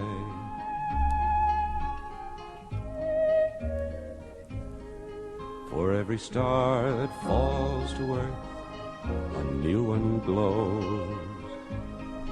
For every dream that fades away, a new one grows. When things are not what they may seem, you must keep following a dream. So while my heart is still believing, I'll say goodbye. Please, I can't cry again. Heavy's the heart. A voice in his head, thank you for the tier 1. Blast Bam, thank you for the gifted. But as we love, so handsome. So do we learn. I'll say goodbye.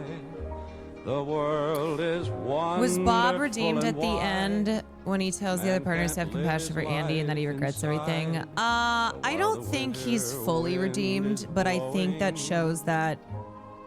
I think it tried to add in some dimension. That there was a recognition. There was a recognition of the cruelty and that it's wrong. But that is coming up against these fears of homophobia and of AIDS, and that's the battle. But yeah, guilt, not necessarily redemption, but basically acknowledging that he knows this is wrong and feels remorse over that. He also looked younger than the other partners, might have been a generational thing.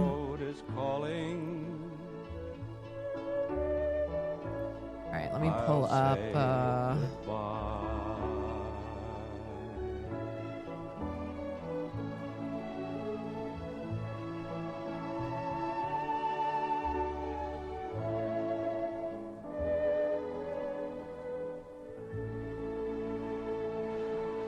Okay, here's Tom Hanks winning. And the Oscar goes to... All right, so this is 1994 Best Oscar Best Actor Oscar category. And remember, up to this point, Tom Hanks had largely been known as a funny guy, America's Dad. He was in movies like Splash. He was in Big. That was his big that was his biggest moment. And then he did League of Their Own. 93 was also You've Got Mail. So that was when he became like guy next door, rom-com Tom Hanks. And then he does Philadelphia, and it was very different from his previous work. And then that led to the rest of the 90s where he did a lot of dramatic work. So this was his first Oscar win. Tom Hanks in Philadelphia. And he is up against Daniel Day-Lewis in The Name of the Father, Lawrence Fishburne, What's Love Got to Do with It, Liam Neeson for Schindler's List, which won Best Picture this year, and Anthony Hopkins for The Remains of the Day.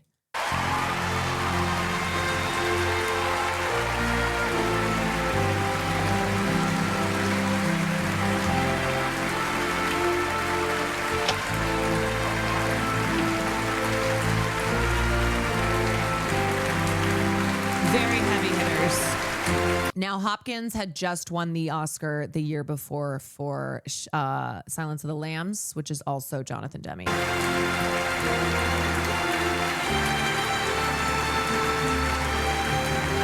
sorry, 2 years earlier.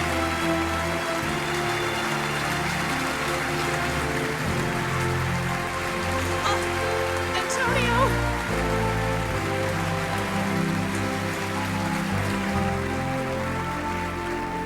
Here's what I know. I could not be standing here without that undying love that was just sung about by not Bruce, but Neil Young. And I have that in a lover that is so close to fine, we should all be able to experience such heaven right here on earth. I know also that I should not be doing this. I should not be here, but I am because of the union of such filmmakers as Ed Saxon, Ron Nicewaner, Christy Z, Attack Fujimoto, Jonathan Demme, who seems to have these attached to his limbs for every actor that works with him of late. And a cast that includes Antonio Banderas, who second to my lover is the only person I would trade for. Same. And a cast that includes many other people, but the actor who really put his film image at risk and shown because of his integrity, Mr. Denzel Washington, who I really must share this with.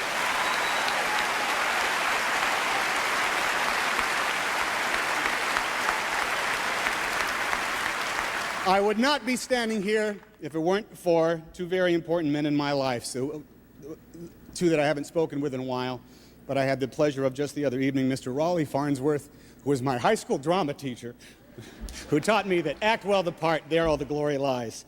And one of my classmates under Mr. Farnsworth, Mr. John Gilkerson. I mention their names because they are two of the finest gay Americans, two wonderful men that I had the good fortune to be associated with, to fall under their inspiration at such a young age. I wish my babies could have the same sort of teacher, the same sort of friends. And there lies my dilemma here tonight.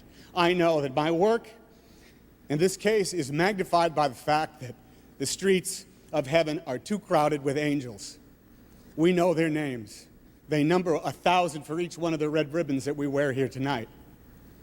They finally rest in the warm embrace of the gracious creator of us all, a healing embrace that cools their fevers, that clears their skin, and allows their eyes to see the simple, self-evident, common sense truth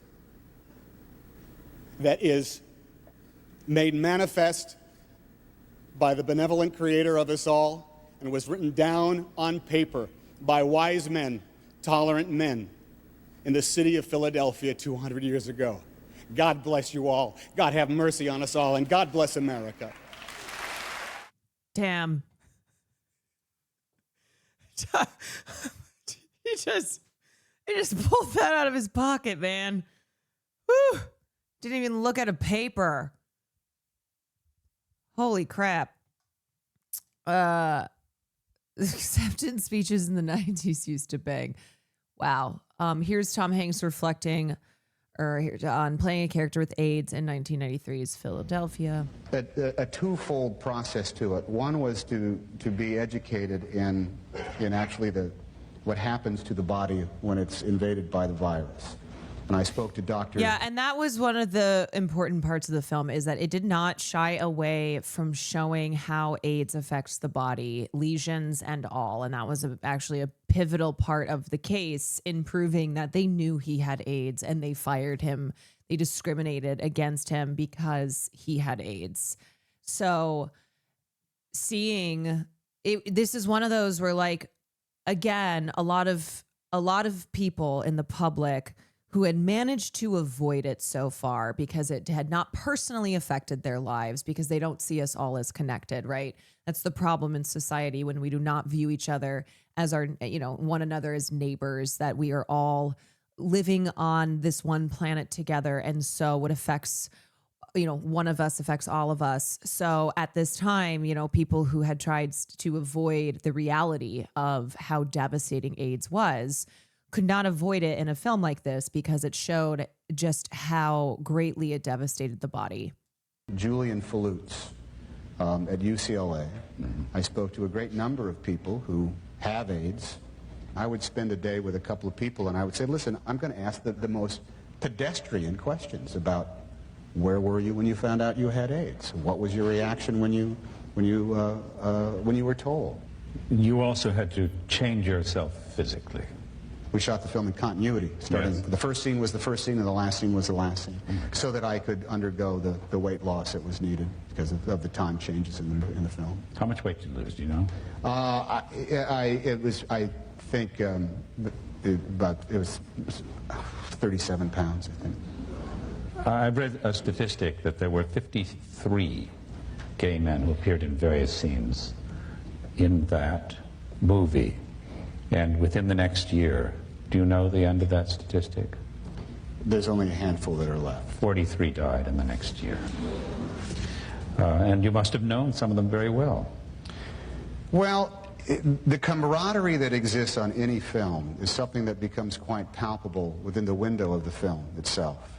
In the first transfusion scene, I happened to be seated next to a guy who he was way down the line, and I was just chatting to him one day about his family, and he had lesions on his face that were quite visible, and he weighed almost nothing, and I was asking him about how he was living and what it was like, and where he worked. And he worked at a noodle company. He worked in a factory, and he made noodles. And he said, they've been the most wonderful group of people you can't imagine. I said, did you get to still work? He said, I went to work every day. Even when I was on my oxygen, he'd wheel in his tank of oxygen and go back to his same place in the noodle factory. You end up having those kind of conversations with people that... It's a hard movie for me to watch now. Yeah. Because I remember the guy from the noodle factory. He's right there. They last forever, these movies. Yes, they do. That one should last forever.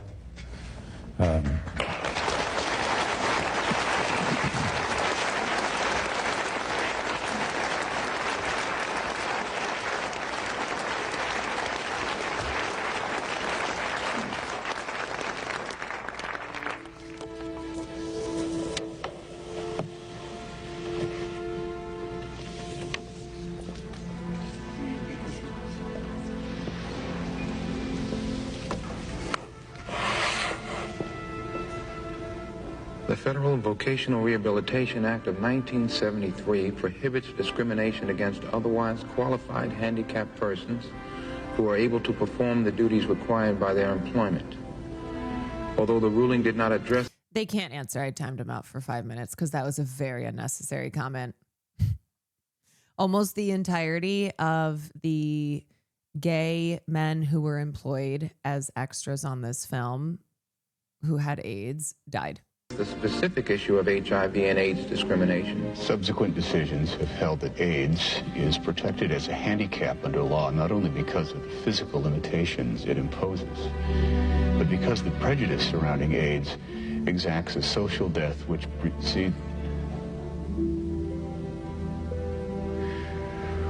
precedes the actual physical one.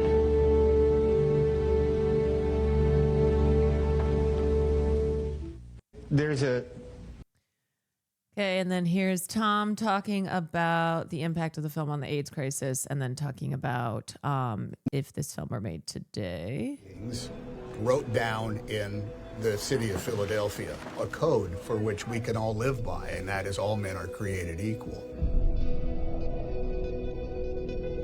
Fight back! Fight AIDS! Hands up!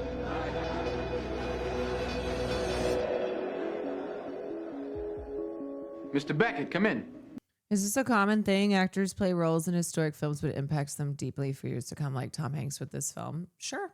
Yeah. I mean, I think the thing about being an actor is it's an exercise in empathy. So when you play a role in a film that depicts a real life crisis and a period of history that resulted in a lot of deaths, and it was unnecessary deaths that were the result of bigotry in society, of presidents like Reagan ignoring this crisis because it was seen as a gay disease, and Ronald Reagan and then subsequent presidents George Bush and Bill Clinton, who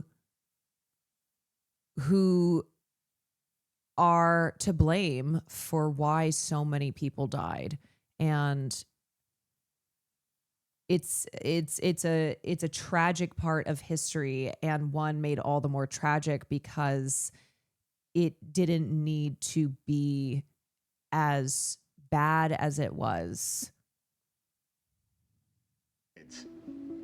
Oh. Jonathan Demme. It did not need to be the full-blown epidemic. I don't know why this keeps That would reading. appeal to the widest possible audience. That's Philadelphia. It's hard for people now to realize how intense that moment in time was. I remember the different scarred faces of people, sores on their faces. And, I remember the sadness. Going in and out of New York City, you ended up seeing it all over the place. Men were pushing other men around in wheelchairs. There was a tremendous amount of fear and a lack of knowledge. His employers discovered his illness. And ladies and gentlemen, the illness I'm referring to is AIDS. They panicked.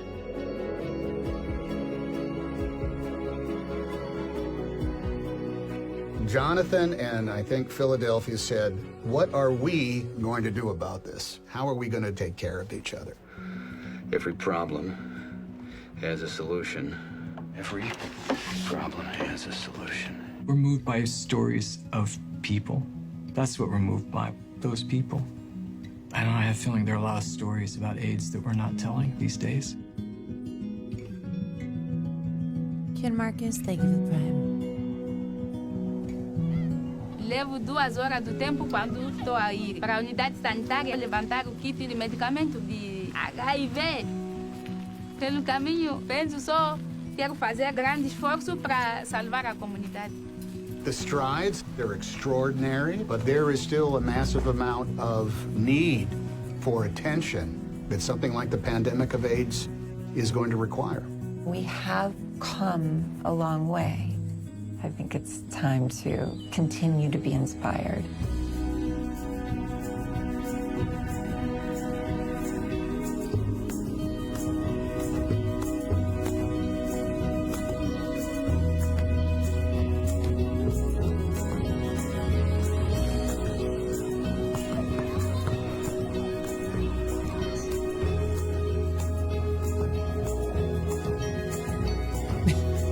Coca-Cola presents. Thank you, Coca-Cola. Why did I think this was a different video? I swear I pulled up something.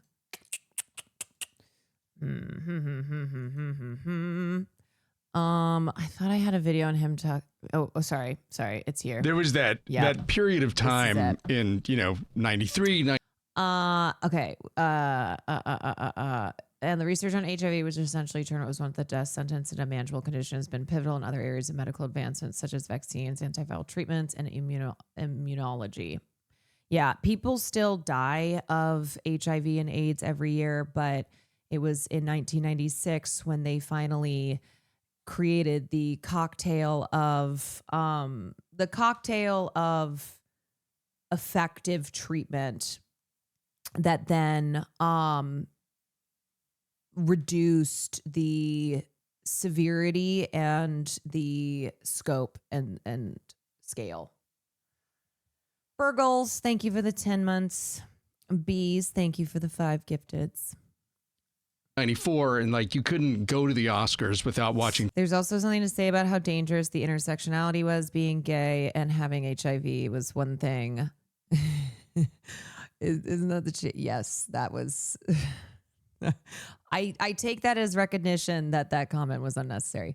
There's something to say about how dangerous the intersectionality was. Being gay and having HIV was one thing, but being black, yes, of course. Intersectionality is something that we can never leave out of the conversation because it is always relevant to the conversation. And AIDS, the AIDS crisis disproportionately affected black and brown gay people, of course, because of intersectionality. Tom Hanks win an Oscar. Oh, I remember those days. Wasn't that exciting? Wasn't that great? It was kind of like, Terry Bradshaw and the Pittsburgh Steelers, Franco Harris, a couple of immaculate receptions here and there, and guess what? You get invited to the Super Bowl. What was... So the decision to do Philadelphia, I mean, we think about it now, and, well, of course, that's a great role. Why wouldn't the biggest movie star in the world? That was a big deal. That was a big deal at the time. People could not believe that you were playing, 1, a gay character, and 2, a gay character who had AIDS. And so how many people were telling you, Tom Hanks, you cannot do this? I think there was certainly there was a reluctance, I think, in the industry saying that no one wants to see a movie about this stuff. That, number one, it was too scary. There was a great polarization that went in at the time. And when Rock Hudson died of AIDS in like a big public way, I think it rattled everybody's cages because everybody knew who Rock Hudson was. And so therefore it entered into a different sort of consciousness. But along with it was no small amount of discrimination because, essentially gay civil rights were just at beginning to rise up. The we're queer, we're here, get used to it, the Stonewall riots. By the way, I met so many old gay. Yeah, and then do you remember when Magic Johnson announced that he was HIV positive? This was in 1991.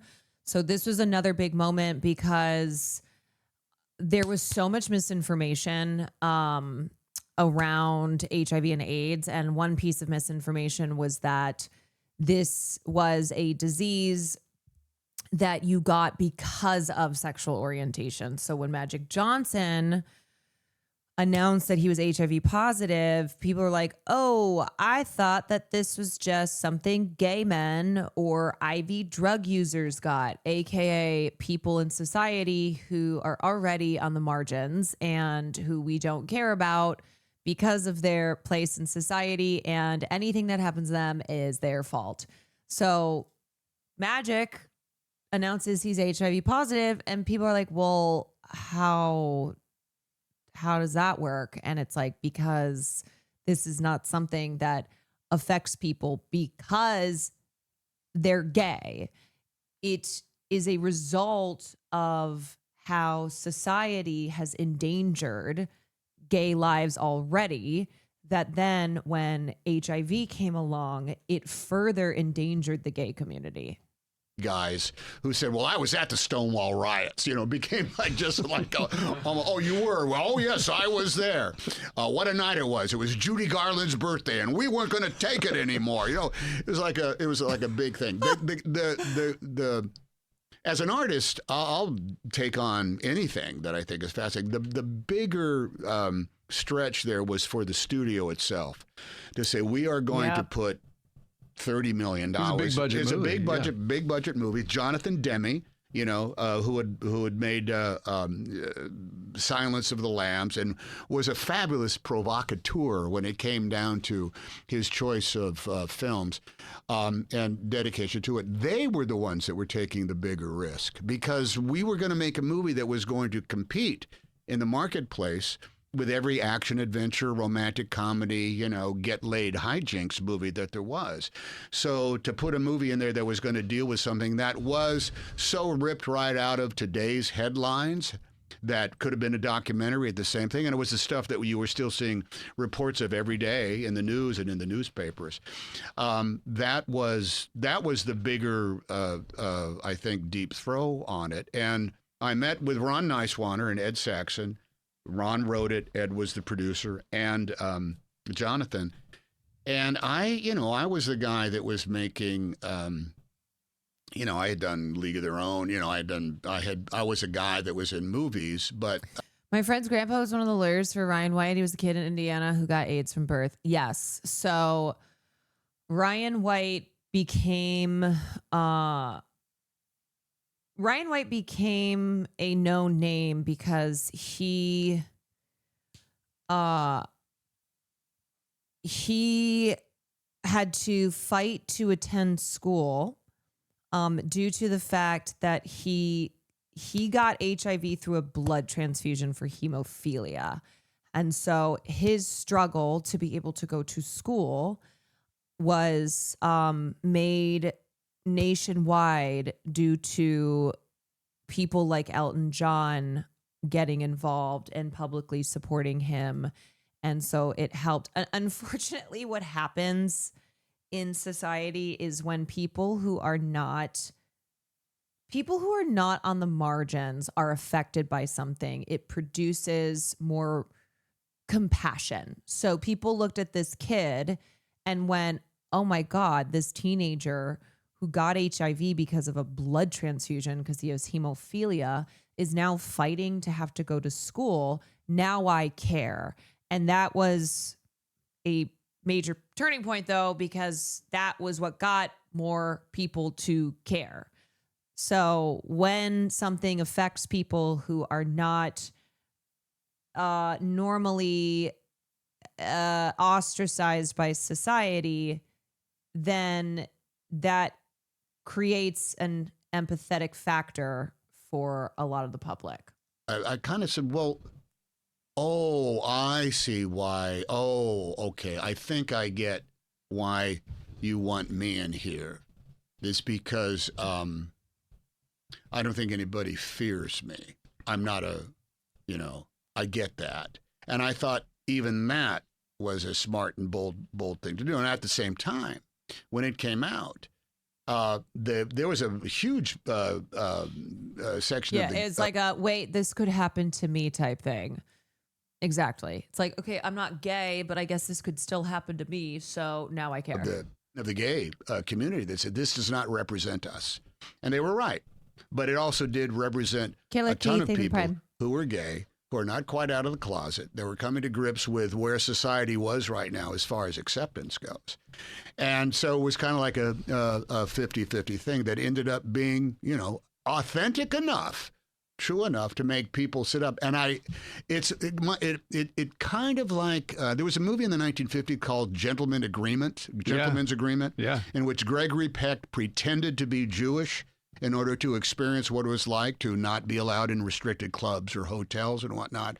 And you look at that movie now and you think, well, what was the big deal? And from 1952, what was the big deal? And I think there's a degree of that 1990s in America. We've, made an awful lot of great strides as far as acceptance and what have you when it comes down to what your sexual inclination is or what your sexual makeup is. And I think it ended up, oddly enough, landing in a very accurate crack for a very specific period of time.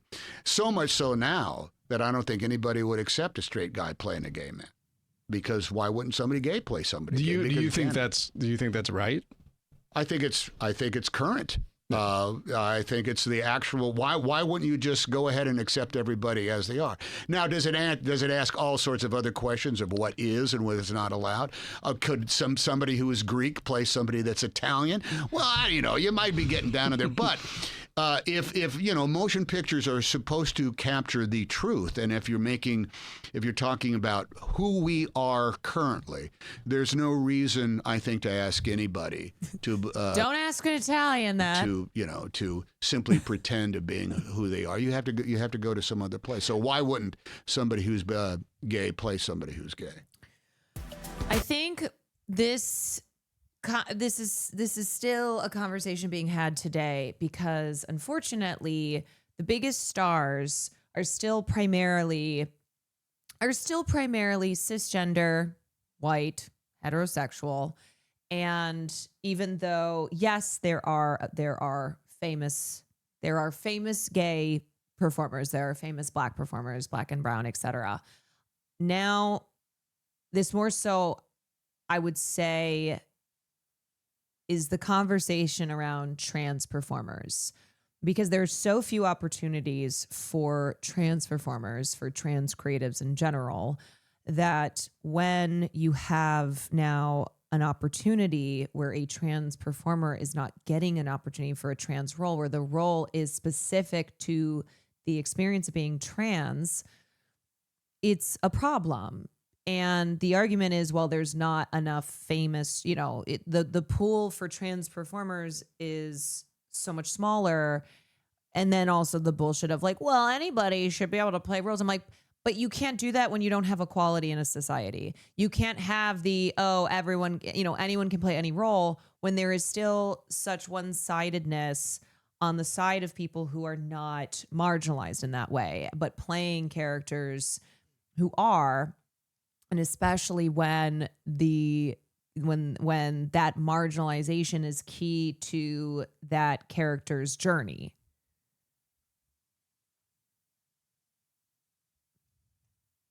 Daniel Day-Lewis playing a guy with cerebral palsy instead of finding the Daniel Day-Lewis of actors who have cerebral palsy. And I understand that because of barriers in the industry, it has by and large kept out people who are disabled, kept out people who are trans, kept out people, in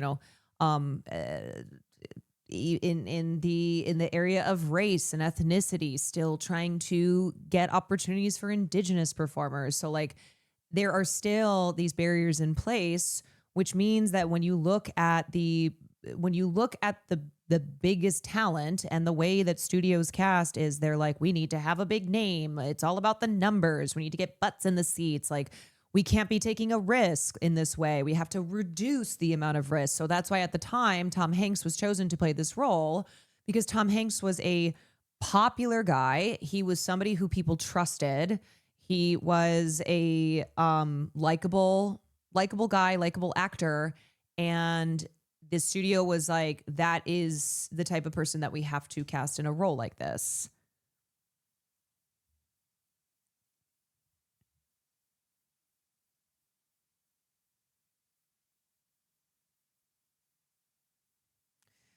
Remember, chat, movie studios choose who's cast, and the main consideration when casting is star power equals money. They always choose money over authenticity.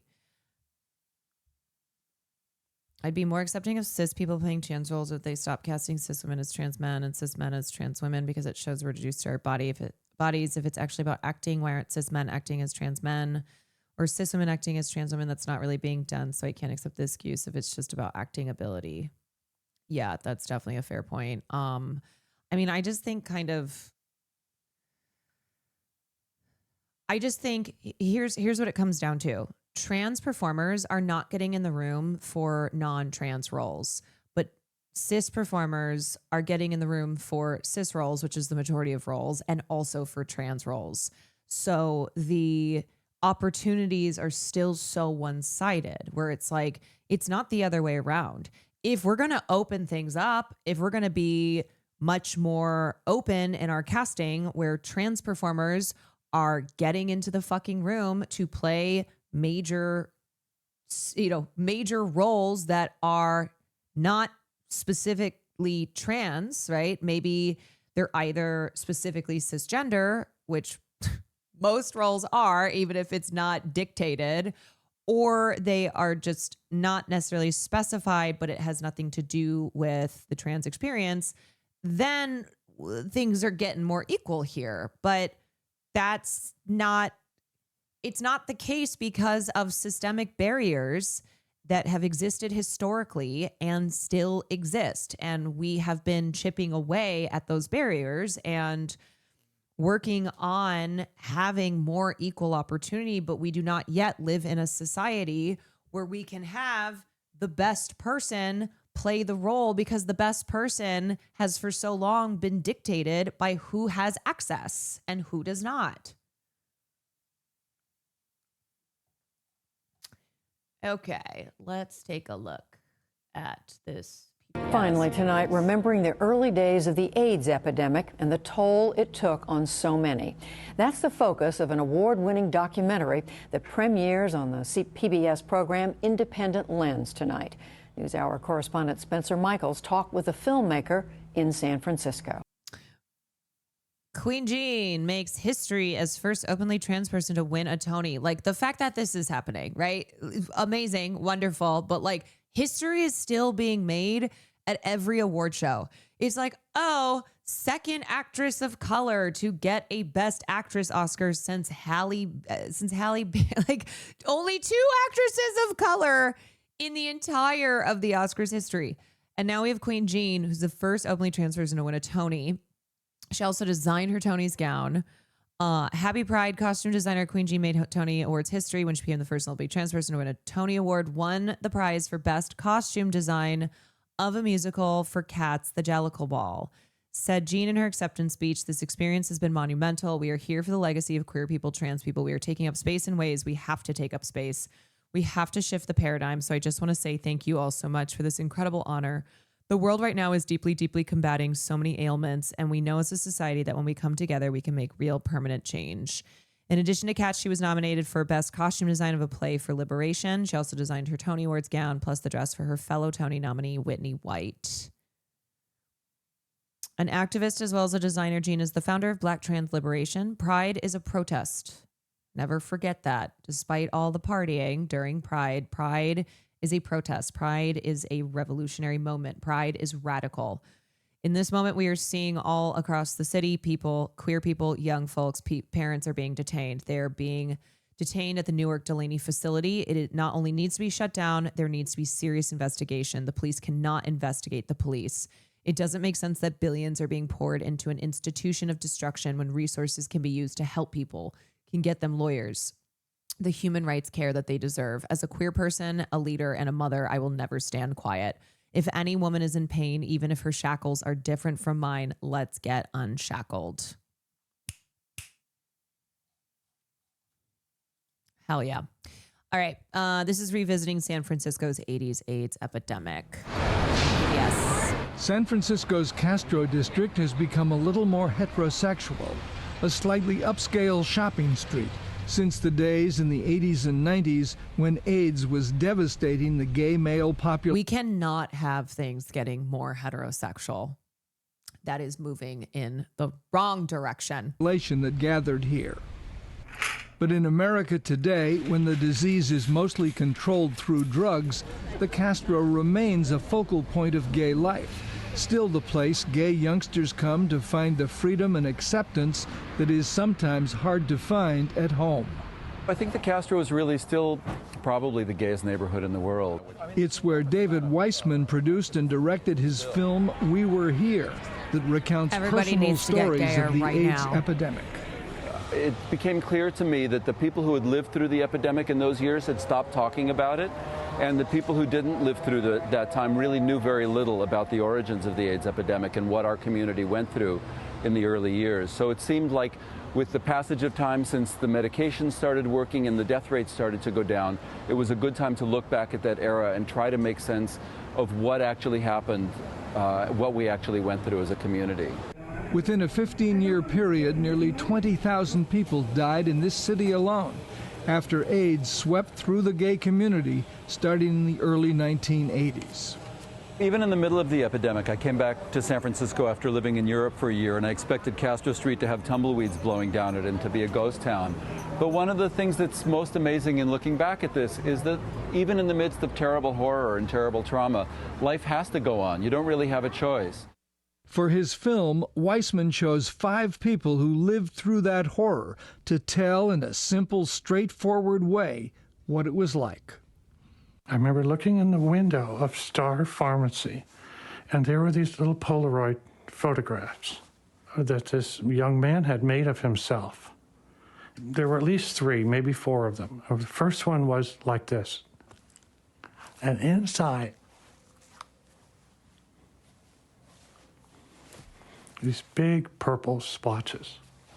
I've been around for the entire epidemic. The only thing I can liken it to is a war zone, but most of us have never lived in a war zone, but you never knew where the bomb was going to drop.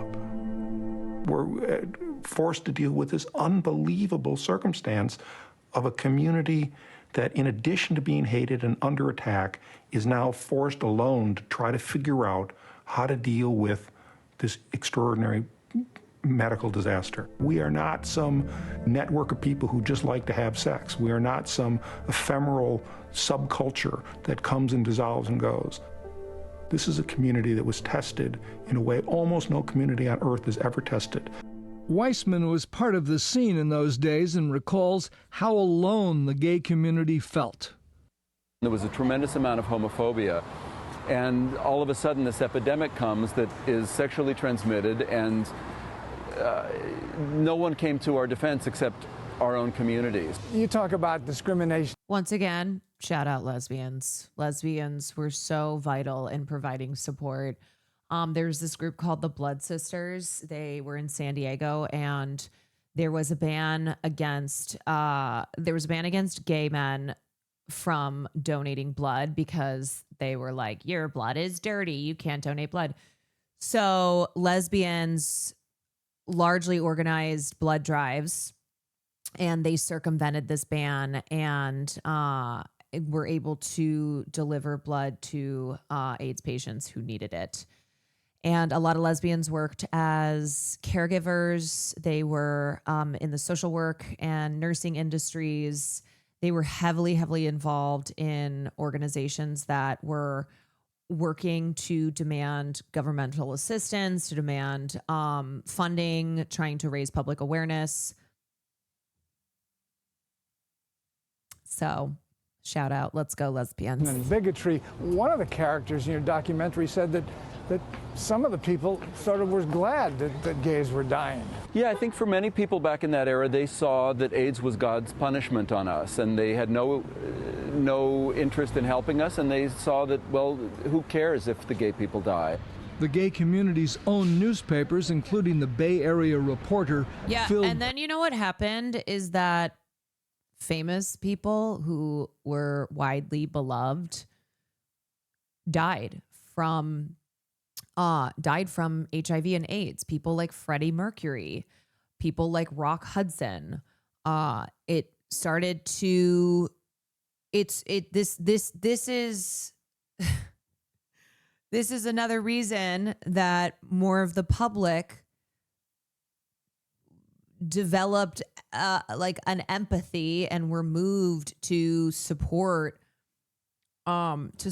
funding and helping to stop this full-blown epidemic, was because people who they were fans of were dying.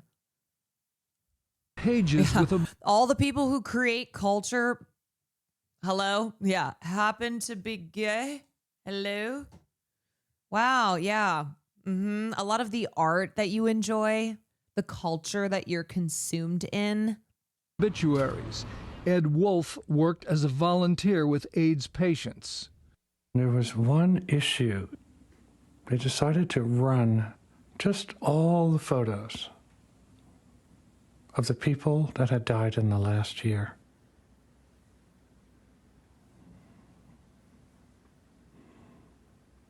It was just page after page after page after page. And I was stunned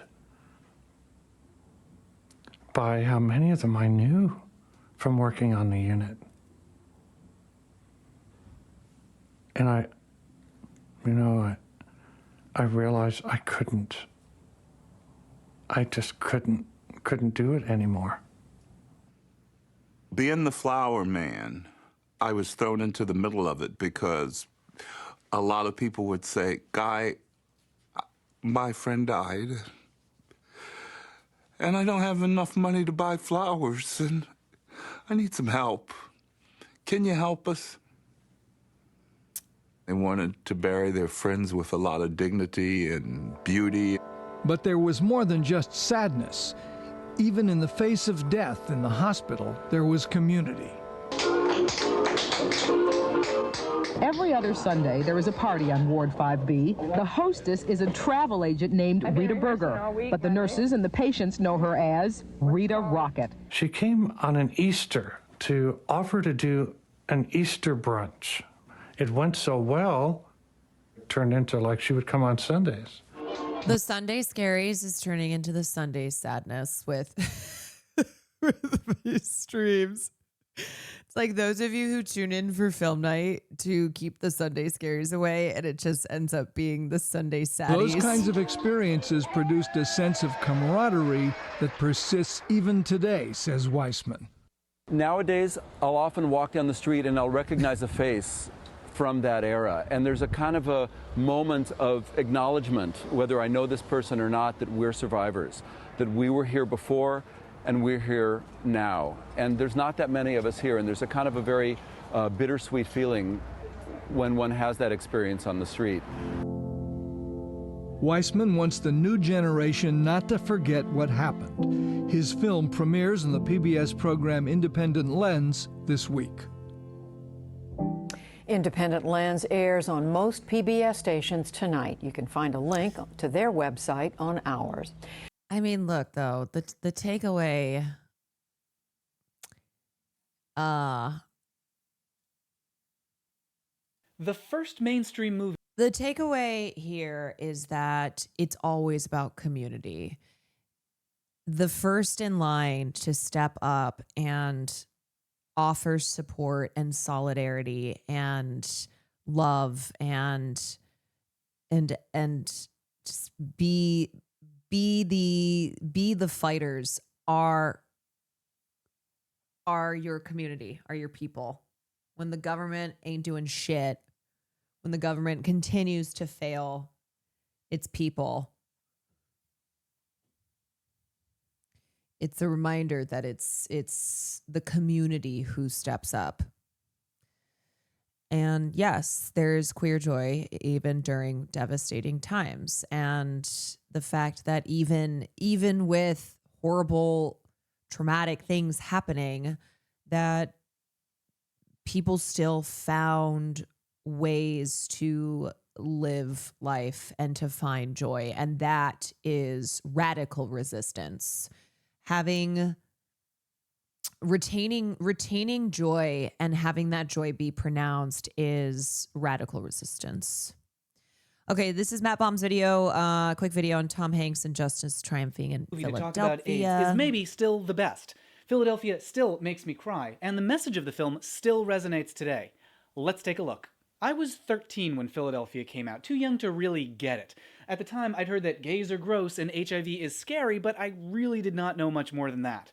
But I remember, around the time of this film, suddenly people started talking much more openly about HIV, even to kids. Magic Johnson joins Linda Ellerby on Nick's Special Edition, A Conversation with Magic. I'll be talking with kids about life and what it's like living with the HIV virus.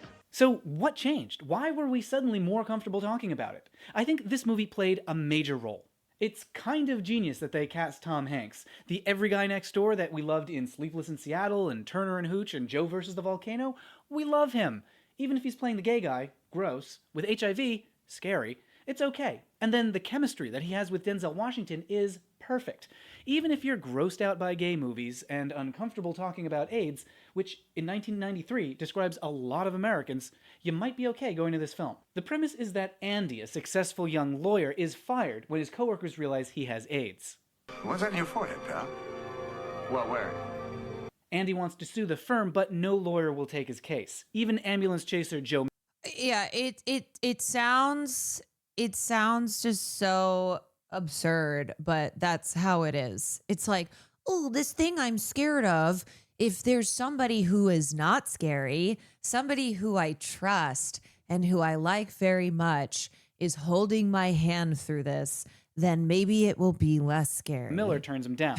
I have a case. If you don't want it for personal reasons. Thank you, that's correct, I don't. Joe's feelings about Andy, and in fact, all gays, are clear. Those guys pumping up together, trying to be macho and faggot at the same time, you know, I can't stand that shit. He's not. Mind you, he has a chicken drumstick in his hand and a baby bottle, and he smashes them together. Alone. In 1993, only about 15% of Americans felt that same-sex relationships were not morally wrong. That's according to the National Opinion Research It's literally the let's elect Joe Biden with Obama because Obama is scary. Center. Yeah. But then Joe starts to see something important in what Andy's doing. A higher purpose. Here's one of the first moments of the film that evokes goosebumps, when Andy's trying to convince Joe that there's been an injustice committed, one that cannot stand. This is the essence of discrimination. It's why Zoran Mamdani is so smiley and so it's impossible to see as, like, he presents himself in this very personable, smiley way because he knows the stereotypes of Muslim men, and he is trying to show people that he, a Muslim man, is not scary, that they don't have to be scared of him. And he's just he's just a person who cares about other people and making their lives more affordable and doing so for everybody in the great city that he is now mayor of. But he has to be all those things because of these societal biases against him. Formulating opinions about others not based on their individual merits, but rather on their membership in a group with assumed characteristics. By the way, 1 year earlier, Denzel Washington played Malcolm X, so his roles have had a more than passing acquaintance with also being discrimination. socialist. Joe still doesn't like gays. He's still guilty of what he just described, the essence of discrimination. Hey, so these people make me sick. That's why a lot of the videos too are like, hey, socialism, that's a scary word, right? Come on, let me tell you what it's all about. But a law's been broken. You remember the law, don't you? But there's an important principle happening with Joe. You don't have to like someone in order to respect their rights. That's a lesson that some people still haven't learned today, ignoring laws to trample people they don't approve of. But Joe's belief that all men are... Yes, that's another part I wanted to talk about. So Denzel is a complex figure, but also one that we see represented in a lot of society. And look, as much as it would be ideal that people are not scared of one another due to differences, the reason that is the case is because of social conditioning, because of how our institutions and people in power benefit from creating and maintaining those fears.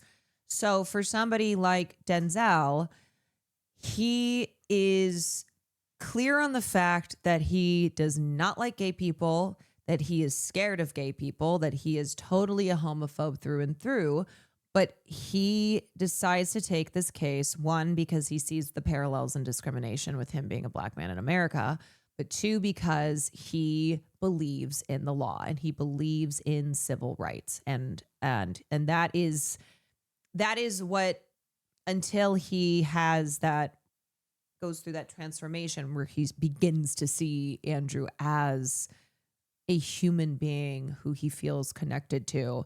That is what he rests on. And so that's the thing. It's like, look, people are not going to stop being transphobic, being homophobic, being, all the phobics. That is the reality. But what needs to first happen is that there is a differentiating between, hey, I have these feelings towards this group of people, but that does not mean I don't think they deserve rights. So it's trying to begin there, where it's like, hey, we can't expect that transphobia is just gonna snap of the fingers disappear. So for transphobes, the first step is having them believe that trans people still deserve rights, even if they don't understand the trans thing, even if they don't agree with it.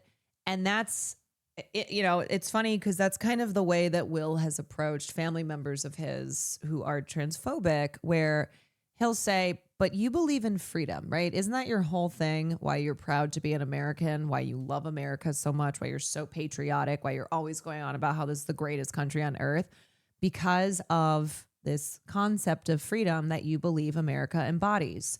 So how can we be embodying freedom and liberty for all when this group of people over here is being denied their rights, and you are supporting of that, which means you actually don't believe in freedom. So you don't have to like something. You don't have to agree with it. You don't have to participate in it to still believe that people deserve rights.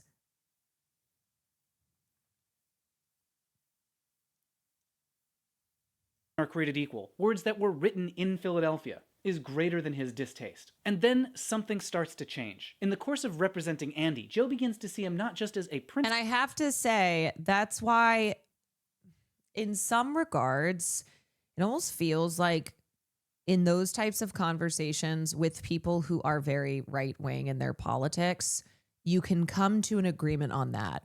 Whereas with like liberal TERFs, liberals being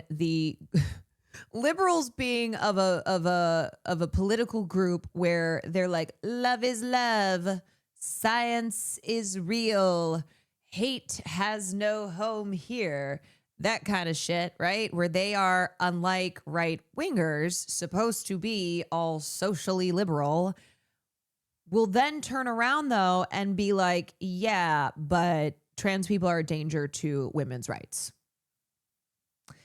And that almost is sometimes a harder conversation to try and get like TERF libs to fucking wake up, because it's not the same. You can't do yeah, but you believe in freedom, right? You believe in liberties. You believe in having guns and having rights. And don't tread on me.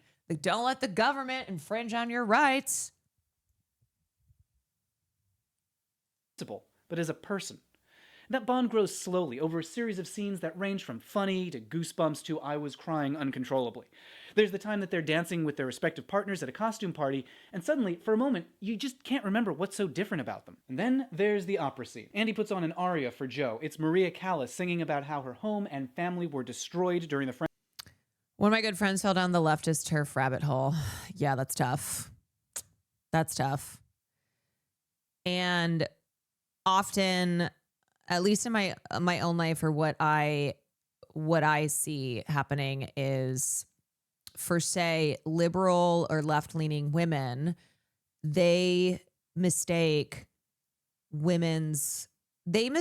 fighting for feminism, fighting for women's rights, as excluding trans rights. And usually they're approaching this from trans women are taking away the attention on me, woman rights, me, cisgender woman rights. A lot of leftist sources. Yeah, there's definitely overlap there, where it's like you have already it's the language that you would try to use with them is language that they are using, but using in a way to be exclusionary. So all this like collectivism, collective struggle, class solidarity, all that, they know that language, and you will see them use that language, but in in an exclusionary way. It's crazy. Leftist TERFs exist. You cannot be a true leftist and be a TERF. So I would say it's more so people who think that they're on the left, but are still, but are still like expressing very bigoted beliefs. You know, I mean, I feel this way too when leftists are being, when leftists are expressing openly any type of bigotry or exclusionary beliefs, when they're being ableist, when they're being misogynistic, when they're being transphobic, it's like you cannot actually be a leftist despite what you say if your politics are not truly inclusive, if your politics are not truly that of our collective struggle, and that you do not actually have solidarity with all people. Revolution, and she was driven to ruin and despair. Brace yourself, because this scene completely broke me. Electric baguette, David Tier 1. I bring sorrow to those who love me. Okay, Andy's feeling the pain that his illness has brought to the people he loves. Ow. I am life. Heaven is in your eyes. In this part. So an H3 fan, yeah, it's like H3 fans who think they're pro-Palestine, who think that they are feminists, who think they are progressives, leftists, etc. Right? Like words used to mean something. Words used to mean something. It's like here you are cheering on someone who is openly misogynistic, openly hostile to so many different marginalized groups, openly, Islamophobic, absolutely not pro-Palestine. She's singing about hearing a divine voice in the midst of her suffering. It's the embodiment of life that speaks to her, personified and given a voice, and it tells her, you're not alone, you're alive. Don't be afraid, because I, life, will sustain you even in your darkest hour. I am the God. One thing about Jonathan Demme, he loves a scene with opera music and close-up shots. Comes down from the heavens to the earth and makes of the earth a heaven.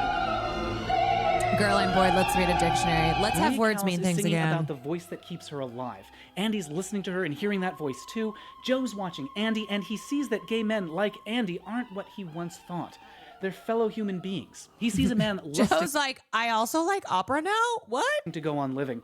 And the scales fall from Joe's eyes. And tears fall from mine because I identify completely with Andy. And when I look into Joe's face in this scene, I'm seeing the moment when someone who always thought that he hated me realizes that he doesn't. Whew. Later in the movie, Andy explains what it is that drives him. I love the law. What do you love about the law, Andrew?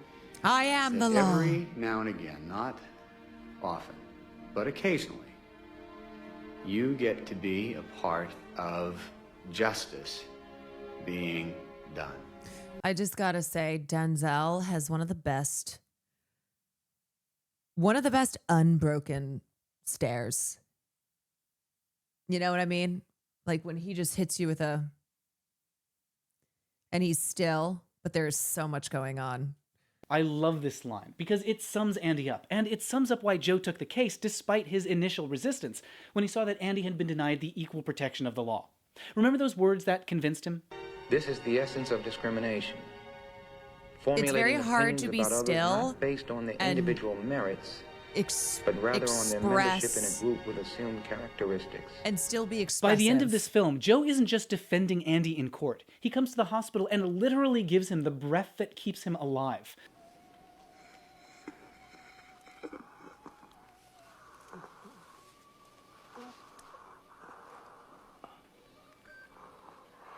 Joe has become the voice in the opera that sustains the dying. And if he can undergo that change, anybody could. Thanks for watching, and thanks to Sardonic Ally and Davion Gilliam for suggesting Philadelphia. If there's a movie you'd like me to talk about, you can tweet at me, @MattBaum, or leave a note in the comments. Subscribe here for more videos, and check out my podcast. Yeah, so maybe this was the first time that you've seen Philadelphia. Maybe you saw it when it came out. Maybe you saw it when you were a kid. Maybe you were a closeted child and you saw this movie for the first for the first time, and this was one of those films that was very formative in your early years, but it's one where I do believe that it holds its place in history because of the time period that it was made in, because of the fact that a lot of people in the mainstream public who watched this film and had never seen a humanized depiction of either a gay person with AIDS, the AIDS crisis, that this opened the door for them.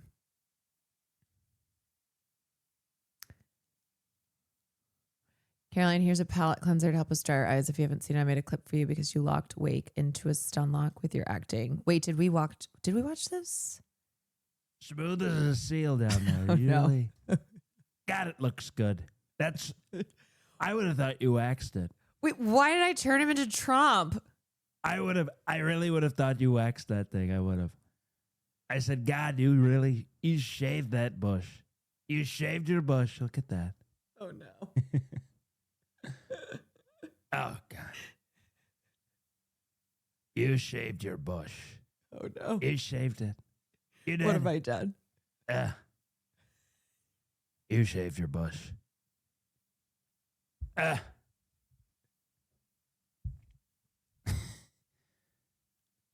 Oh, really? You shaved your bush? Is that what you did? This is how out of control it's gotten. Now you have Wake Wilder doing a Trump impression for this TikTok trend. You shaved your bush. Okay. And then let's see. You shaved your bush. Wow, I didn't even know you could grow pubic hair. That seems quite early. Oh. You really shouldn't have, but you did. Oh, boy. Oh, Wake Wilder. Shaving bushes. You know what? It's time to grow out bushes. All right, it's time for the free the bush movement. Okay. Well, I think that's probably a good stopping point. So, yeah. That is Philadelphia. Happy Pride Month. We will not watch all tearjerkers for Pride Month, but I thought that was an important one to start off with. Hashtag free the bush. That's right. Handmaiden next. I would have to bring out the TOS square a lot. Handmaiden is so good, though. There are definitely some films that I will think of. I'm like, oh, that'd be great. And then I think about how stressed out I would be playing it. Like, gosh, I would be fighting for my life. Fighting for my life with the censor bar. Apologies for the IG link. This is someone doing it as Jake Glitch. Is it me? Is it me doing it? You shaved your bush. Shaved your bush. Oh my god. Oh my god. You shaved your bush? Spooky. Yeah. Okay. So you shaved your bush.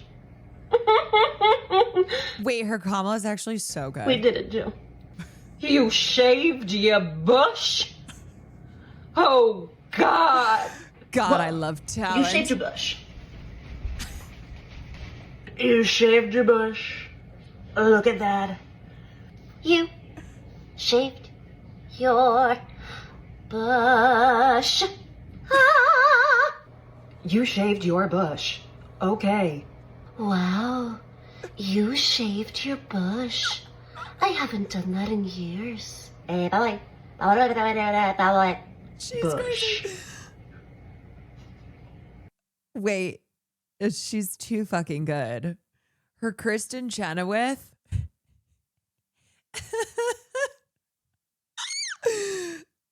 They just keep getting better. My God.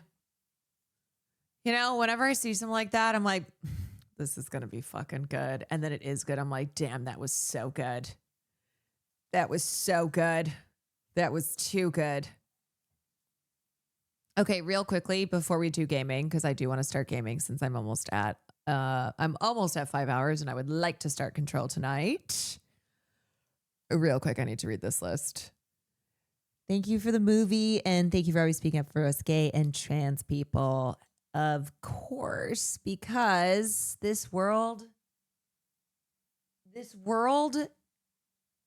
sucks so much more without our gay and trans siblings.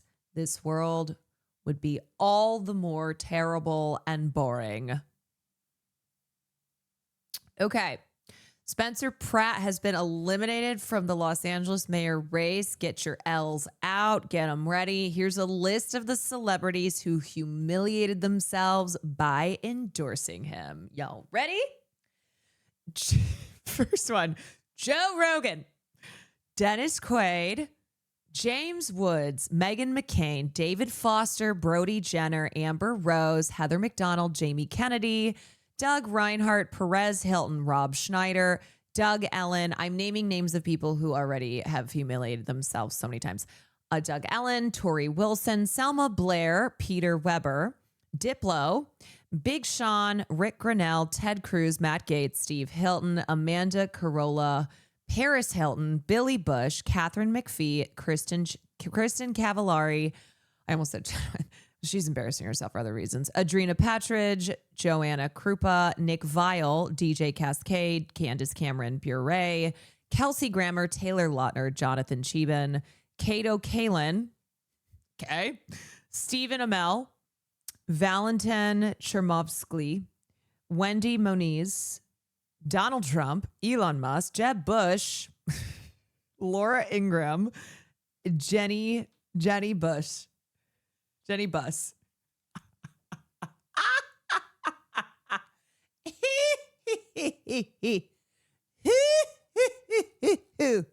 Please clap. Please clap.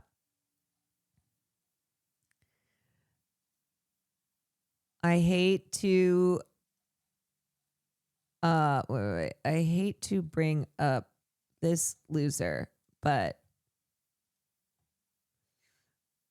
oh yeah, this guy.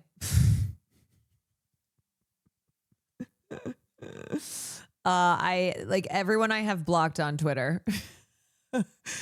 Yeah. See, here's the thing, y'all. I don't see this. I don't see these losers doing their loser posting anymore because I just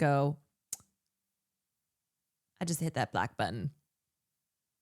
I hit that black button and I do not think twice about it. Look at the first reply. Asmongold. Also, what is the shirt he's wearing? Asmongold blames Hassan for Nithya Raman losing the LA mayoral race. That's what you get. Hassan should be blaming himself for this. You had that woman on to be the LA mayor, spent all the time talking about Palestine. It's his fault. You know what's so funny? These people have no other angle aside from fuck Hassan. So it's like, did you want Nithya? Are you a Nithya supporter?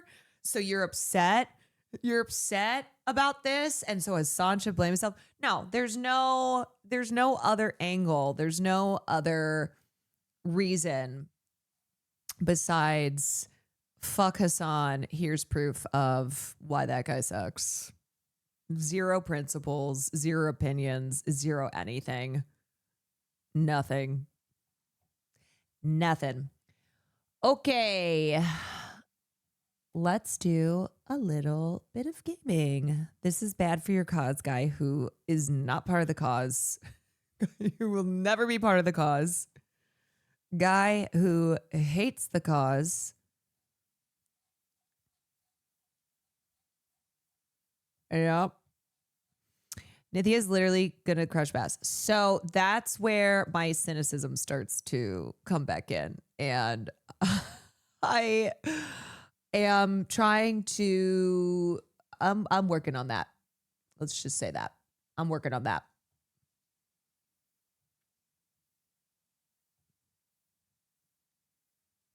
An app on your PC needs the following Windows feature? What? No, fuck that. Huh? I need a Windows feature to play Control? Can I just skip? This popped up. Can I just ignore this?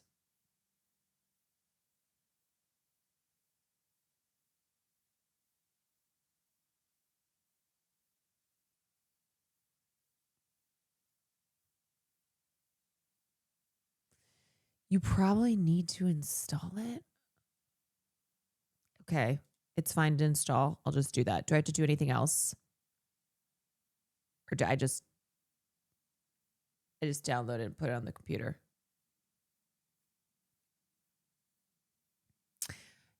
Am I going to finish Red Dead? Yes, I'm just taking a little detour right now because I got to go to a cool event to play Control Resonant, which is the second Control game, and I was like, you know what? I want to go play some of the first one. It looks like it's for your internet. I don't know what the hell this is. I tried to open Control, and it was telling me I need to do this. Hi, first-time chatter here. Hi, first-time chatter here. I found you through What About It. Welcome in. It's kind of funny that you're doing Control and tomorrow you're going to NYC. That is true. That is true. Did you see the Stooges tweet, Ted Lieu? I cannot stand him. I can't stand him.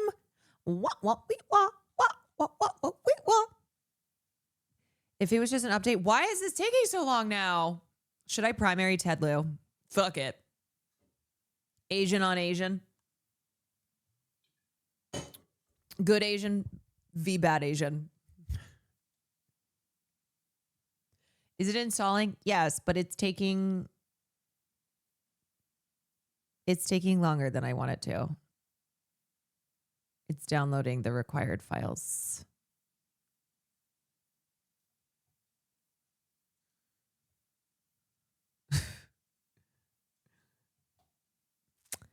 We're watching a Pride movie for movie night. It's going to be a fun one, right? Right?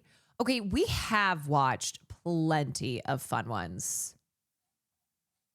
Sometimes I got to throw something else in there. Okay? Not everything is a fun one. It might make you reboot at the end. Well, what the heck? This feels like it's not even moving. Ah! My mom was a bigger content creator than your mom. Oh my God, can you imagine? Oh my God, that pizza looks good. My mom has more followers than, oh my God. I'm gonna start crying. What the hell? Can I show you? Yeah. Happy birthday. What's up, y'all? This is actually insane. Okay, the title of this clip is Emily and Foosley See a Ghost. Same.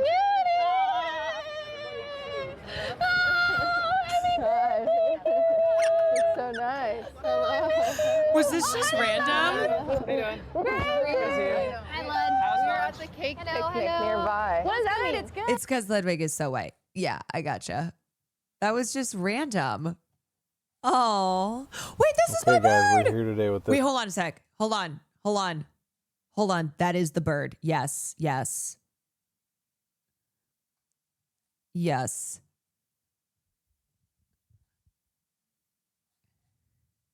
Okay. This guy, he's got a leg issue, so he's not doing so hot, but we are going to get him to the rescue right here. And hopefully we can get him some help tonight. Okay, guys, we're here today with this guy. He's got a leg issue, so he's not doing so hot, but we are going to get him to the rescue right here. And hopefully we can get him some help tonight. Oh, I haven't gotten an update yet because the last thing that I was told was they had to see if they were able to splint the bird's legs. So depending on the condition of Burb's legs. So I haven't heard anything yet. Also, this has not moved. Poor baby. I know. I was thinking of the bird last night. Does she know? Oh, wait. Also, y'all, last night when I went to bed,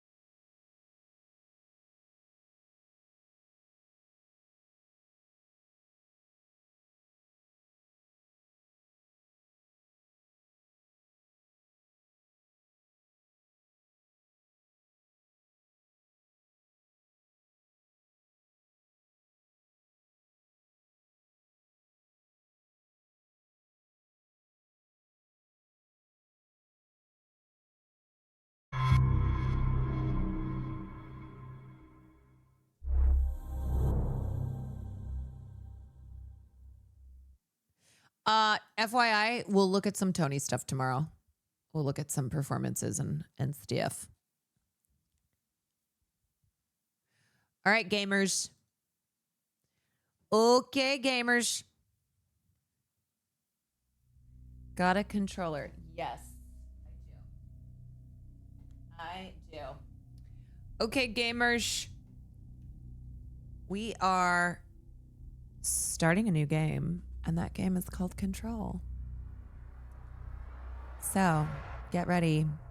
Did she beat Red Dead? Yeah. Yup.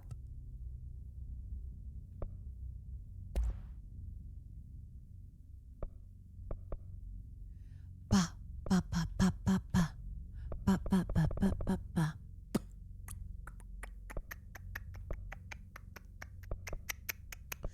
Okay, any major things here? First boss is always the menu. Yeah. Okay.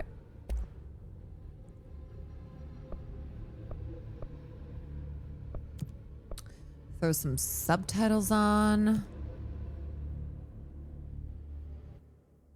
Okay.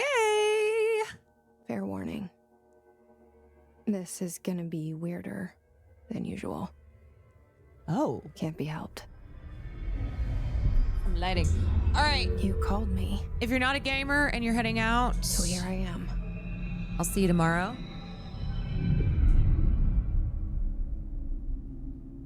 Thank you for joining for film class. I hope you enjoyed. I shut Happy you out Pride. sometimes. I'm always glad to hear from you. It's just that I get my hopes up.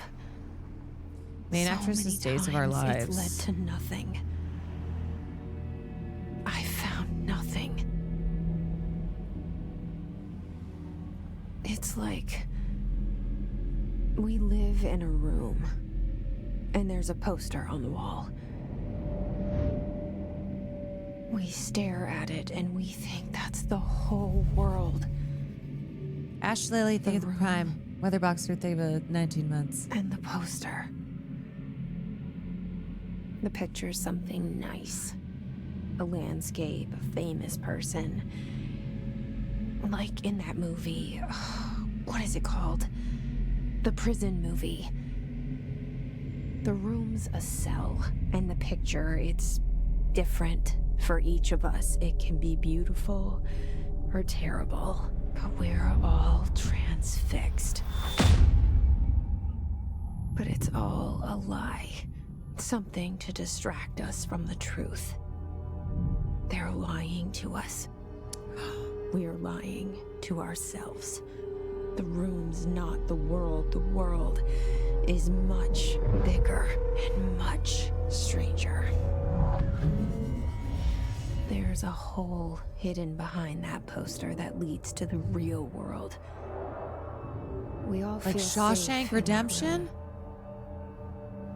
But sometimes something crawls out from behind the poster. And the ones that see it happen freak out and try to forget what they saw. I'm here.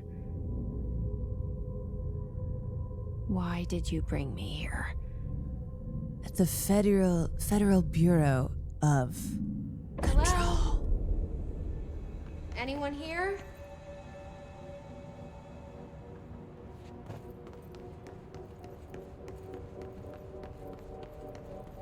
Hello. Open collectibles. Okay. Case files. Correspondence. Certain objects not allowed inside. Unauthorized weapons, pagers, laptops, smartwatches, smartphones. Good. Bleep, bleep, bleep, bleep, bleep. Well, good thing I don't have any of that.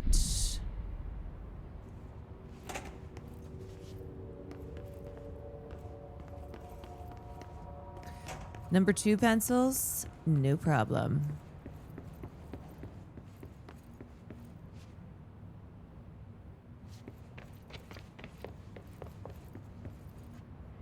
Federal Bureau of Control. All these years I've been looking for them and they were hiding in plain sight. It's always how it goes, huh?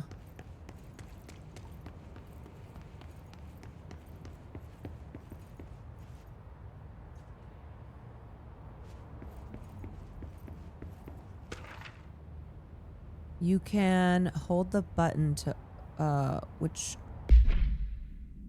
button? Do not have any collectibles. A shark in his blank, although secure blank, permission to blank, following basic protocol blank, shoot to kill blank. Good luck.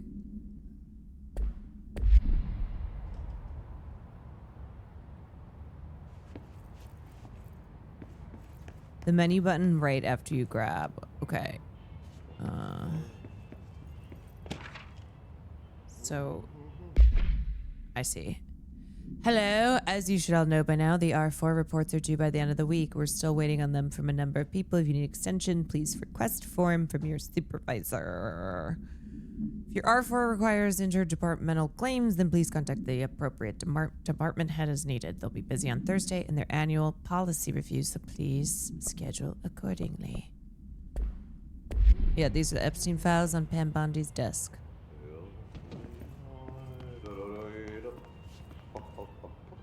Oh, there's another person. Hello? Hey, excuse me.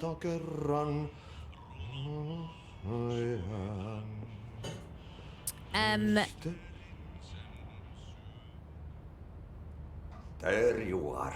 You are here about the job. Janitor's assistant.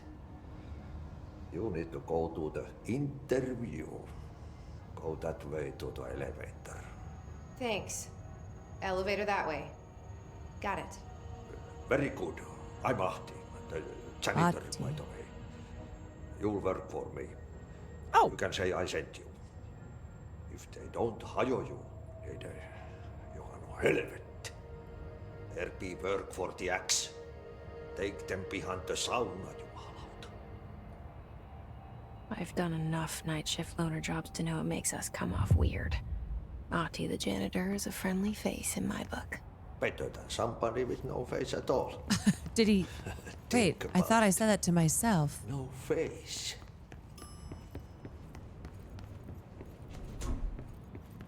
Guess I said that out loud. Yeah. Guess he heard me. The cell and the poster. I was 11 years old the first time I saw behind the poster. They told me I imagined it.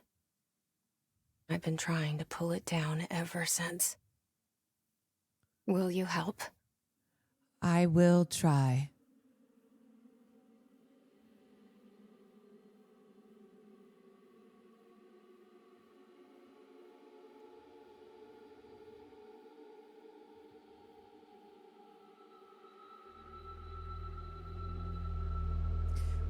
I cannot stop laughing about the Control devs finding out one of the first games I played and beat was Elden Ring, and they were like, oh. Because as I was trying out the second game, I would always like kind of send someone over my shoulder when I just could not fucking figure it out. And they're like, do you need help?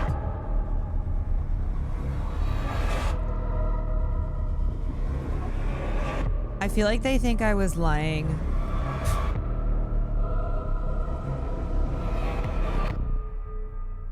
What's wrong with Elden Ring? No, the point being that they watched as I played Control Resonant and went, there's no way this person... Did I lose you there for a moment?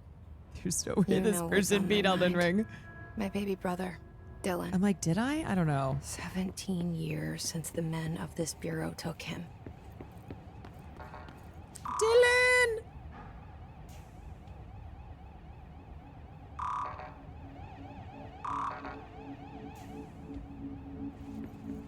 This game is OG Backrooms. By the way, a lot of Backroom stuff is pulled from this game.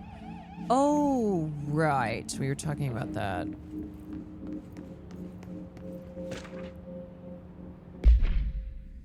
Barbara, I'm not to be disturbed. Cancel all my appointments for the day for the rest of the week. I can't trust them, Barbara. Not a single one.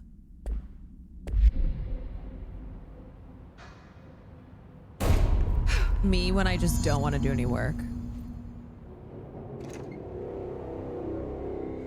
Shit. Shit. You want me to pick it up? The Yes. murder weapon? Really? Gun.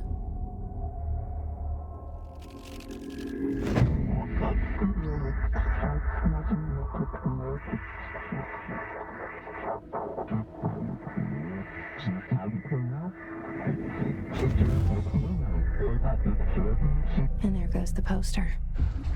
Objects of power can cause or be results of AWE's Control is altered inspired by the world SCP events, wiki. intrusions upon the perceived reality.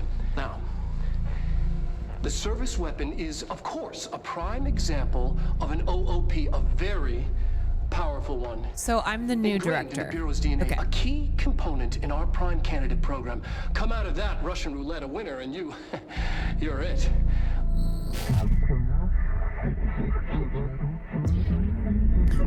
Me, as soon as I get promoted, as soon as I get a job. Oh, look at this place. Where am I?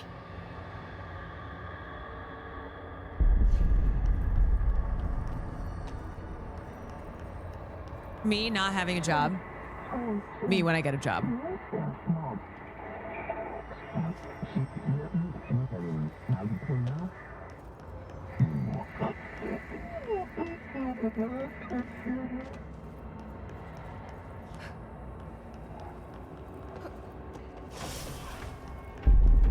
Oh. A guy. Whoa! Just punch the shit out of him. A floating gun. Jalmar, thank you for 24 months. Yes. Okay. Now I have a gun. Oh. Yes, I do.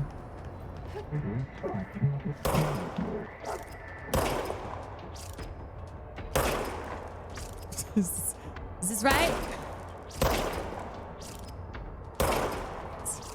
Just keep shooting.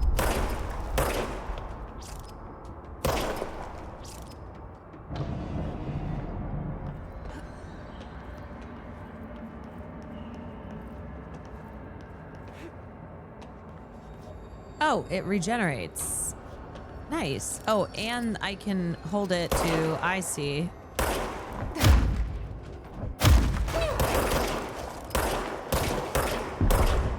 Woo!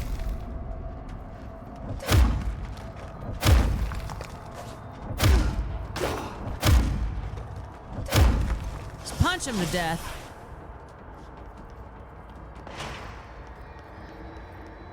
Honestly, you don't even need a gun when you have fists. Wait, is this thing shooting? What the?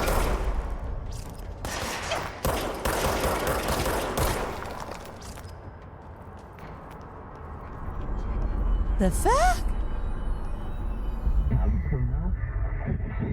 Yeah, the audacity.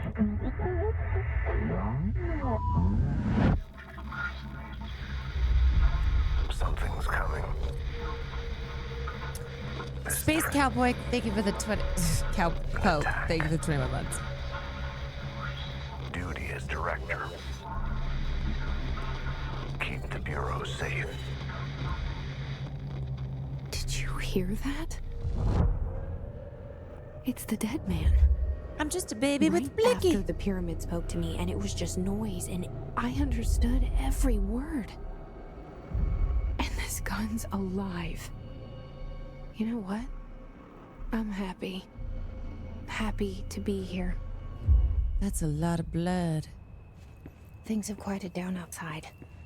Is it safe to go? Whoa! You can't let this happen.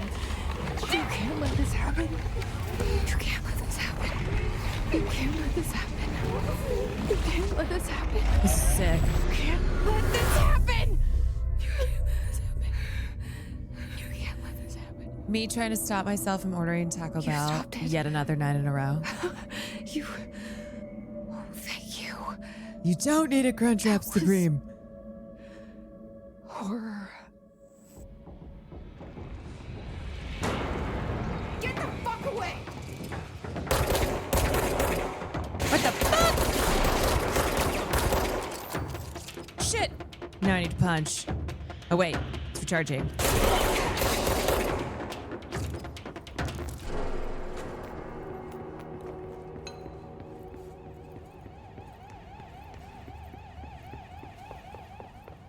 Why are you only shooting their peen? I don't know. It's kind of just where naturally I shoot.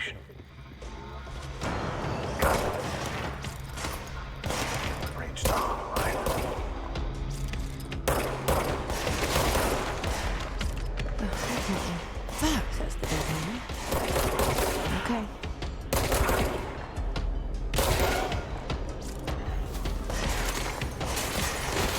see. Is that guy shooting? Oh no, this guy.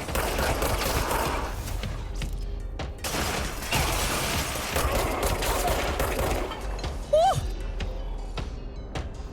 We're two.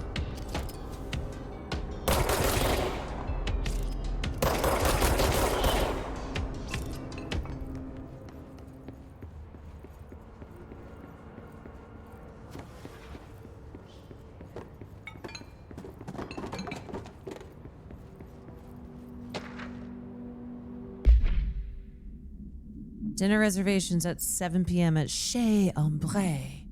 Wife will meet you there. I have a wife?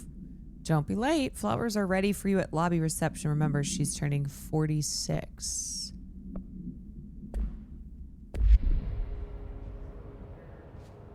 Oh, it's not my wife. This game's going to teach you something new. Running and gunning. You don't need to aim with LT.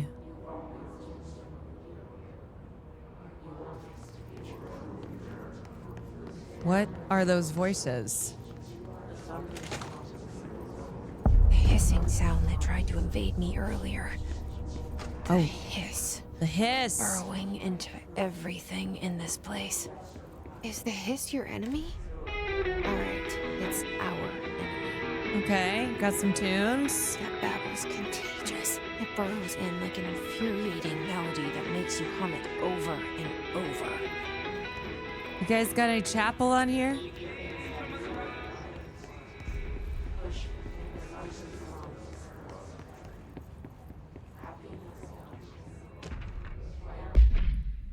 Urban legends are believed to affect the creation of altered materials, but can also dictate the characteristics of an altered world event.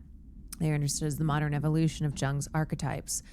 We recognize certain blank informed by our own blank and popularized by our media. We have additionally proved that urban legends that can be artificially blanked in popular culture using blank. Once the seeds are sown, human imagination exacerbates the details. Certain paranatural phenomena contains clear elements of popularized folklore. AWEs that only occur on blank, a pair of scissors that consume human blank through two punctures. These details living in the minds of so many have been given strength through belief. Urban legends are not just stories for children, they are paranatural realities waiting to happen. Seems like some shit's about to happen pertaining to that.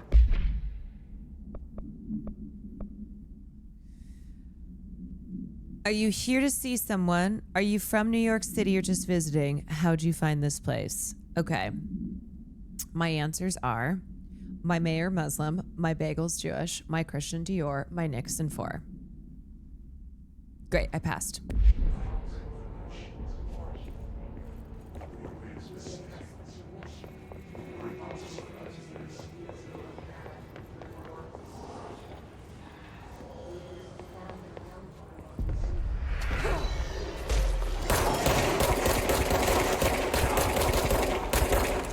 Oh shit. Oh shit. These guys got... Oh, I'm getting killed.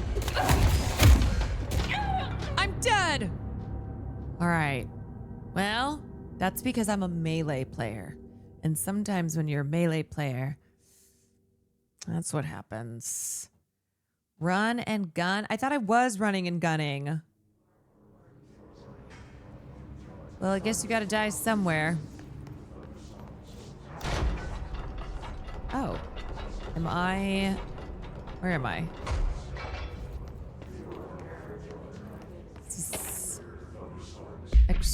Extra stuff?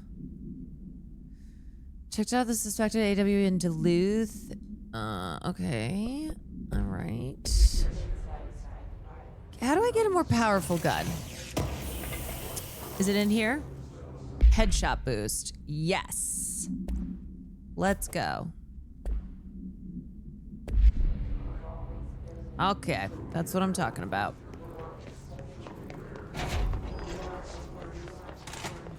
The hissing sound that tried to invade me earlier. The hiss Okay. burrowing into everything in this place. So if I hit him in the head... Is your enemy? Alright, it's our. Okay, so what is running and gunning? Here's me running. Gunning. Okay, running.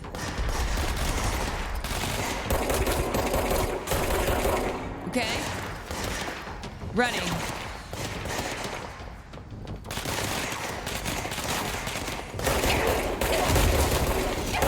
Fuck! Fuck!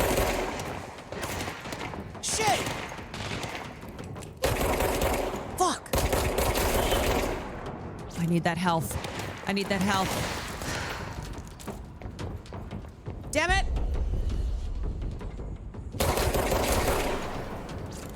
Okay. This is good. Yup. Yup. Yup. Must cleanse Okay. control points. Running and gunning. Corrupt. Spreading. Cleanse the control point. What does that Yep. mean? Help me fix it.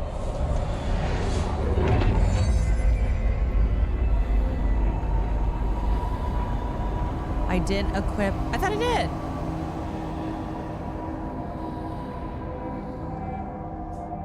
Oh, she said that. She said the thing. Shook, thank you for the 33 months. We did it. Happy 6-7 days. Shut up. Are you with us? With the Bureau? Are you still sane? God damn it. Ooh, fast travel. Outfits. Oh. Talk to me. We saw you deal with the Civilian, compromised tactical. agents. This one's sick. Yup. I am not doing it. You cannot make me. Okay, now how do I... Isn't that equipped? Nope.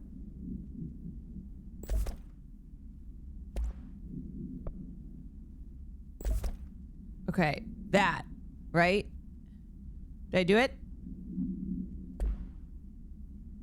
Is it safe to come out?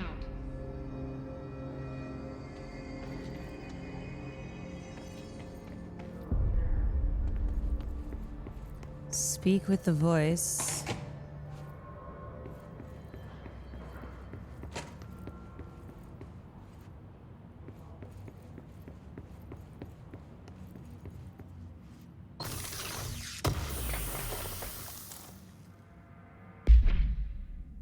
You do not have a clearance level. Okay. Energy recovery. How many can I... Health boost.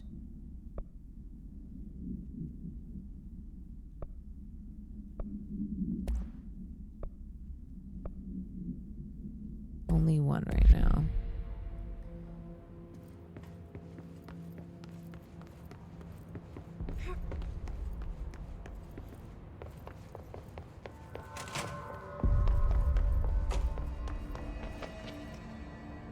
Speak with the voice on the safe room intercom.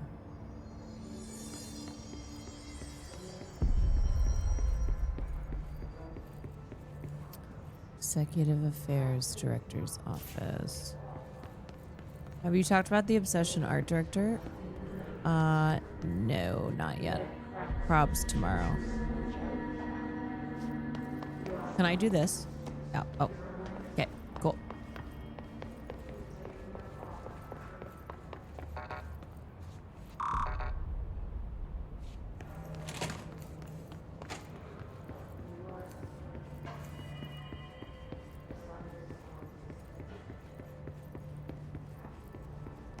There's a vault near the middle. Oh, there's just people floating.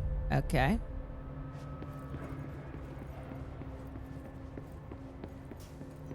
Ah. Here we go.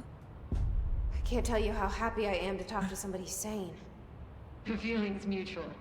Yeah, I'm Pope, Emily Pope, Dr. Darling's assistant. My turn. Should I lie? Jesse Faden, I'm just visiting. I should have lied. Oh, shit. You're the new director. But lying is OP. Hold on. We're coming out.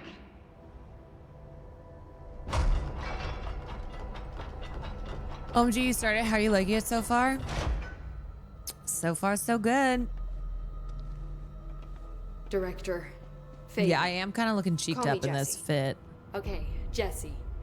I'm Emily. Look, somehow this hostile force, this hiss, that works. Somehow the hiss managed to infiltrate the building without any warning. And just like that, my name for it is official. The hiss. Like the sound of poison gas leaking in. We're in full lockdown. It seems to have spread everywhere and to everyone not protected by an HRA. And, extraordinarily, you. You are the director, and that makes you special by definition. Trench is no longer the director, thanks. obviously. I'm sorry, I'm talking too much. This whole situation is just a lot. Trench is dead. Shot. Wasn't me, though. I found his body. And the gun. Do I tell her it looked like a suicide?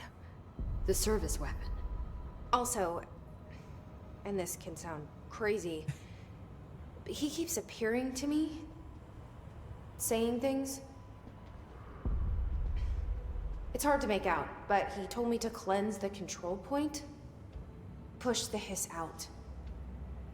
The whole room shifted around. You did that? And you entered the building when it was already in the lockdown before you became the new director? How? I'm not ready to tell her about you yet. A janitor let me in. I love it. This is fucking unbelievable. I can't even... Look, Jesse, I have a million questions, and you probably have a million more. No, I have no questions. Like, do you know my brother Dylan? Not yet. But there's something I need to ask you to do first. If you can cleanse a control point, then you can maybe cure those infected or possessed by the hiss. I don't know, they kind of look like Because they're if chilling. that's possible, our options are very different. Emily Pope. I don't know her, but I like her already. She's the opposite of the faceless agency I've blamed for what happened to me for I could go for a few days of that. That's what I'm saying. But I can't trust her yet. Or rather, the Bureau. How do I get that hiss? Yes. I can try. I'm speaking for you, of course. We can try it together. Typical woman playing a game Okay. called Control. That's right, You with women me? do be controlling. I did it before. Push the hiss out. Cleanse the hiss corrupted agent. Oh. Don't wanna close myself in there. Control points are locations that the Bureau has identified as being vital junction. Blah, blah, blah, blah, blah, blah, blah.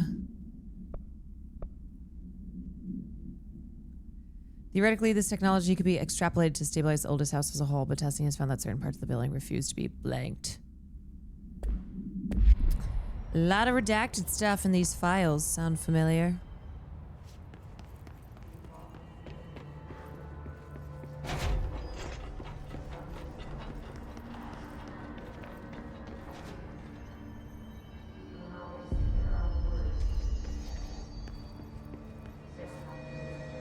Okay, so where do I want to go to cleanse this? Upstairs, executive, central executive, or like I have to cleanse. Oh, the floating person. I see. Show him what I can do.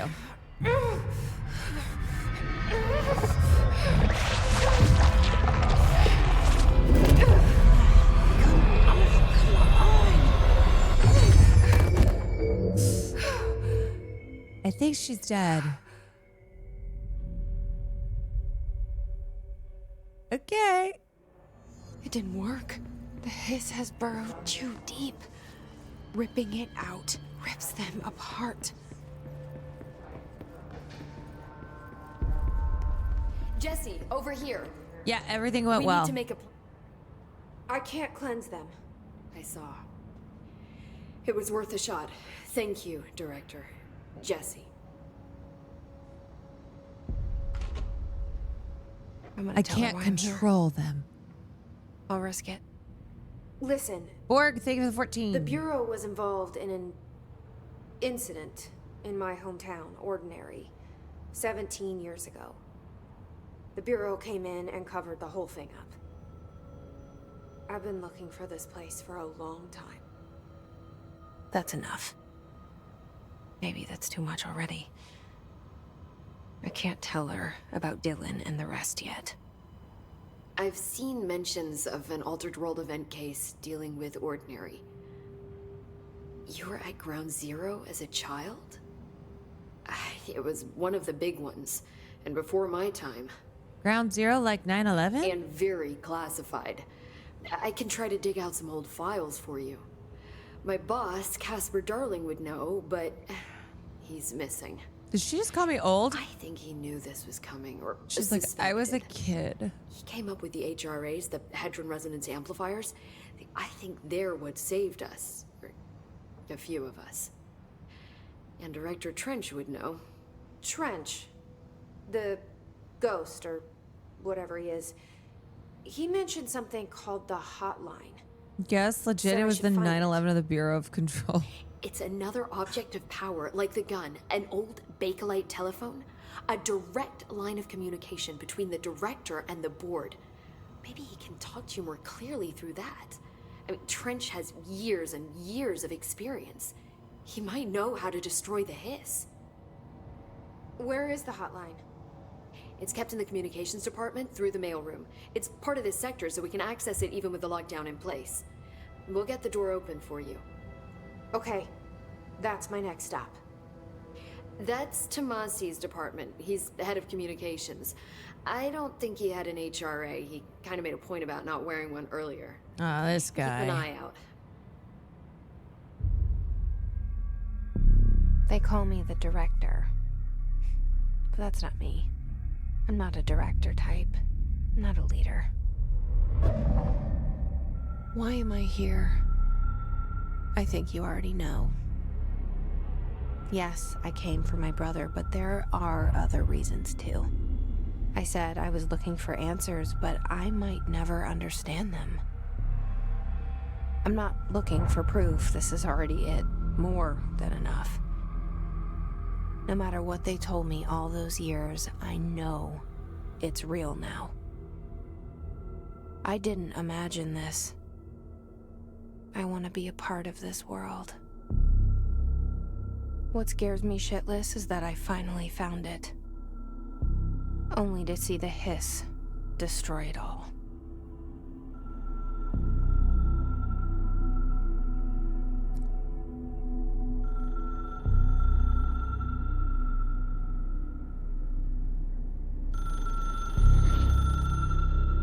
Is she your Scully?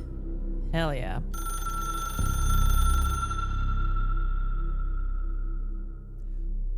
Ominous phone ringing.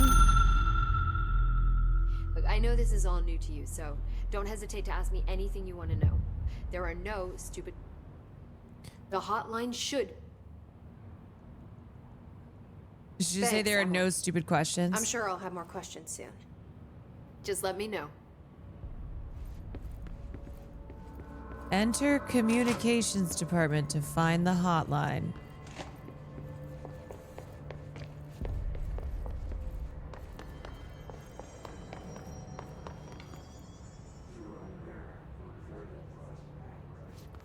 Okay, where's a map?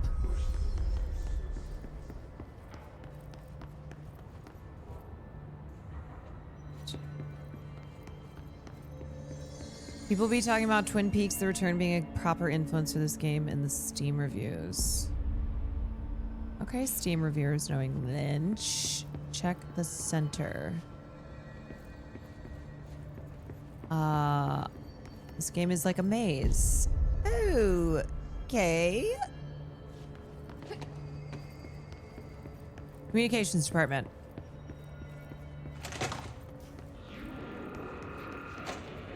Oh, there is a it map. is again. There a is. welcome message.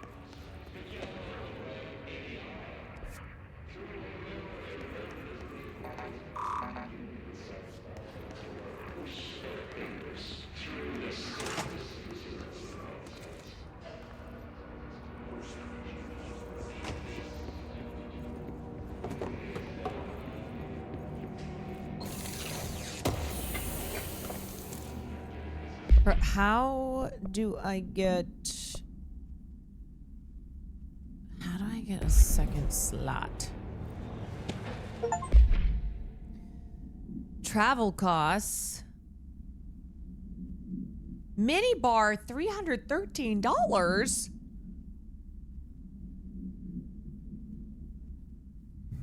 This is Austin show style travel costs. The boys in research said performing rituals may help identify any place of the power. Drinking those little whiskeys is my ritual. Nothing like a little ritual alcoholism. What the?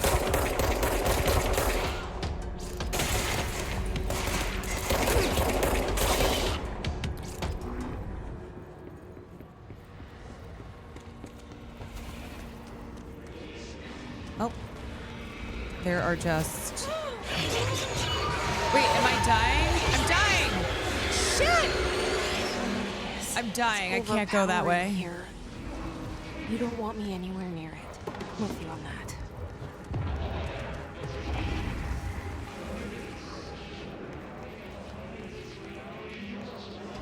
I hissed myself.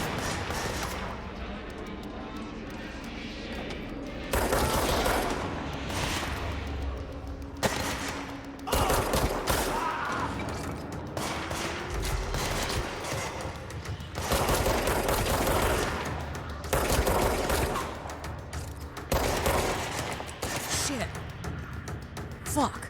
Run and gun. Run and gun.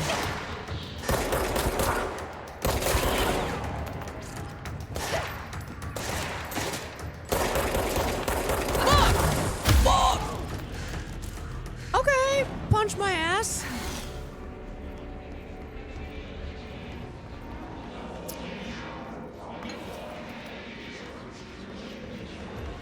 Shit, I need health. Can you only get health from killing these things?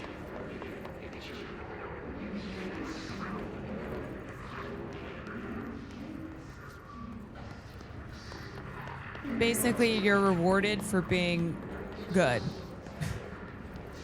Punch my ass.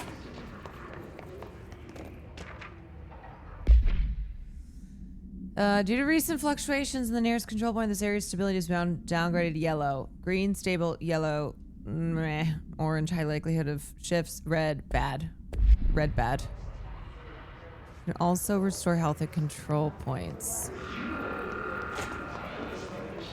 Okay. Is the real pull yourself up by the bootstraps? Great.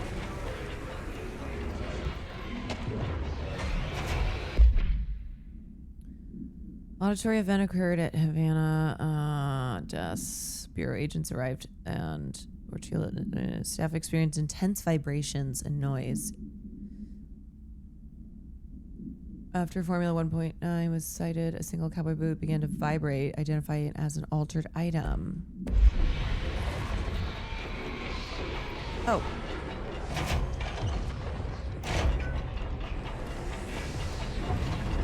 Havana syndrome is real. Wait. Oh. I hissed myself. Shit. What am I supposed to do about that? Go hiss, girl. Wait, I'm starting... What? Okay, that's...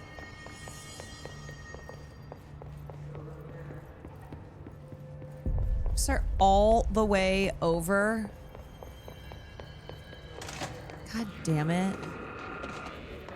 So none of this shit counts. A welcome message.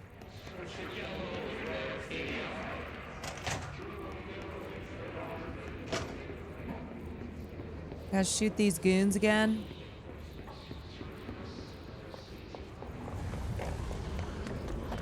Look.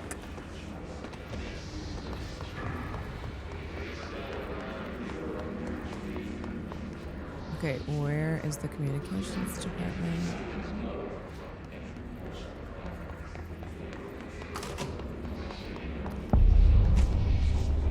Dead letters.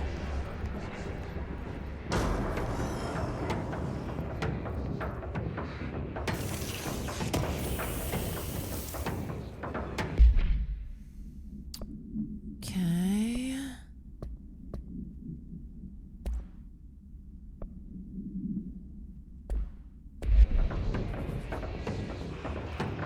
What the fuck?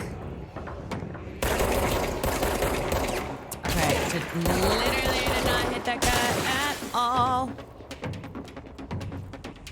How do I run and gun when I'm stuck in this room? Oh, there's another room. Run and gun.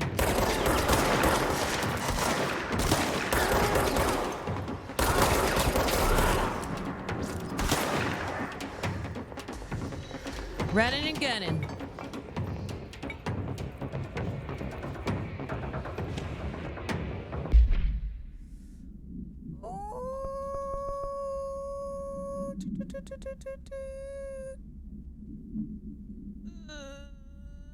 Can't wait to evolve into my dead letters. Their freaking ass shields regenerate. Fuck. Well, you know what? My gun regenerates.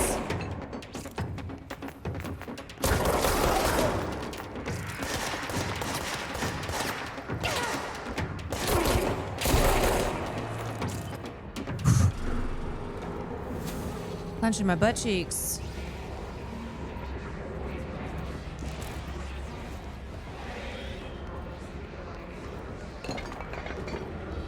How do I get that shotgun?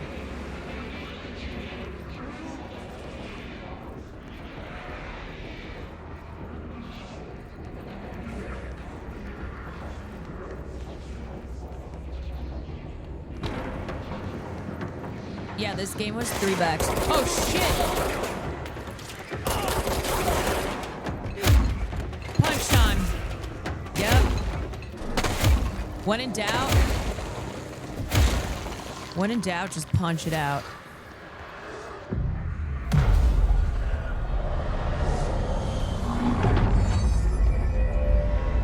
This was $3, and then Alan Wake is $1.50.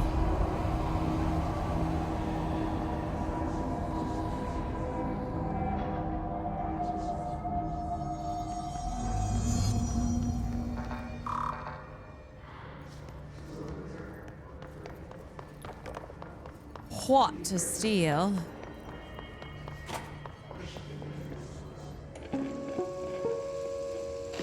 Just look at it. 8 inches wide and capable of storing a whopping 80 kilobytes. Stolen by our friends at the CIA, the disk held the launch codes to Soviet nukes. This is not the disk, of course, but one exactly like it. A perfect fusion of concepts vibrating in the Cold War era collective unconscious. A receptacle. It is a receptacle for dangerous energies to hone in on. And they did. We don't have the details, but when things started This is flying Alan around Wake's the disk, voice it was actor. transferred to us. It's an object of power. OOP. Oops. Oh, and it can launch. You're gonna things play Alan telekinetically Wake? through I the think air. eventually. To date, we've launched maybe 3 dozen pencils. Pencils? And once, we even launched a cup.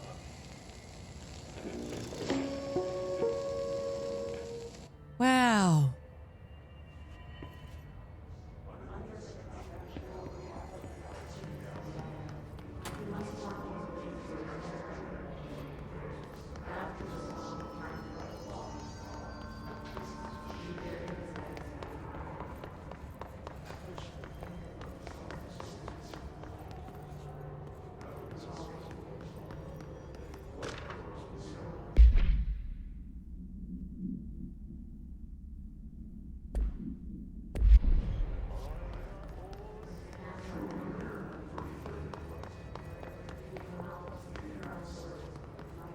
Wait, was I already here?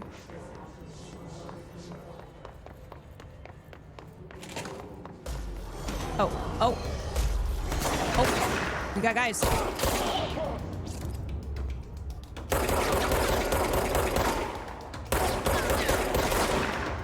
Shit. How do you get around their freaking shield?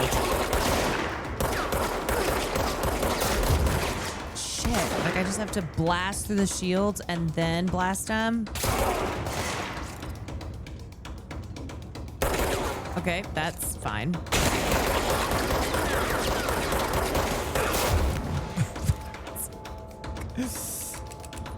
Fuck. Run and gun. Run and gun. Run and gun. Wait, how do I get that gun?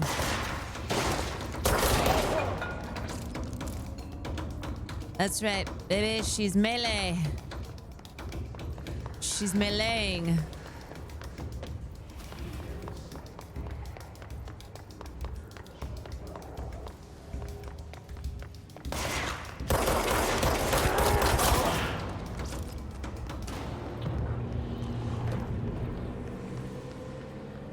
Is that me? That's me.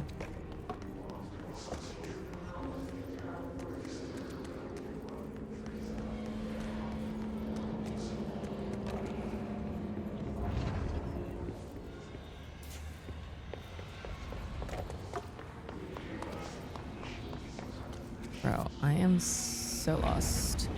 Navigate through... Oh, I think I went...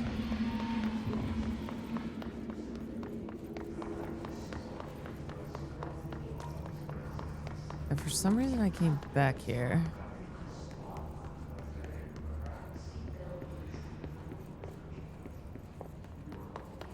You're kind of going backwards? Yeah, I just realized that.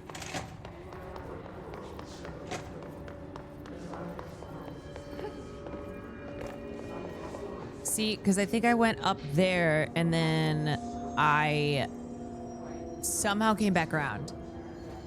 In your face plate. Thank you for the 5 gifteds. General consensus follows signage. Yeah, the map kind of sucks. In your face plate. Thank you for the 6 months.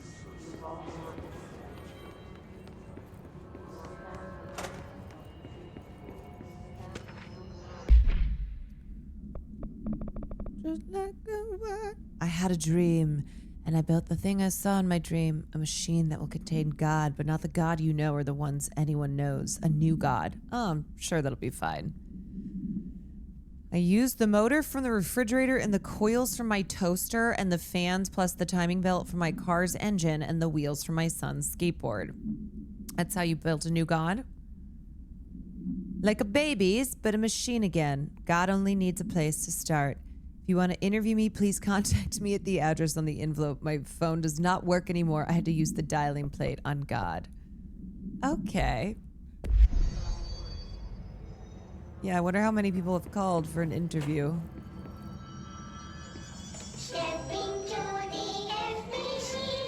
Oh! Nightmare. Have been tempted to replay this lately. Glad you're doing it instead. Yeah, I'm in my control era. Wait, the building you're in literally changes shapes at times. You need to follow the signs posted around to know where you're going. Ah. Hey, Meg! What's wrong? My mom's dead.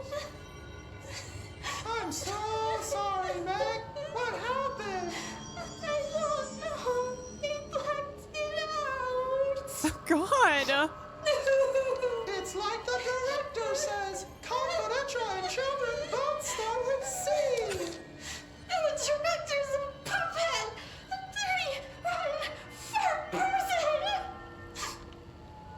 Dad says my mama went missing in action. She walked into the city and didn't come back. Dad said Mom went out for cigarettes and is definitely not coming back. But I sure wish someone would find her. I'll help you look, Topher. We'll find your mama together. This is deranged.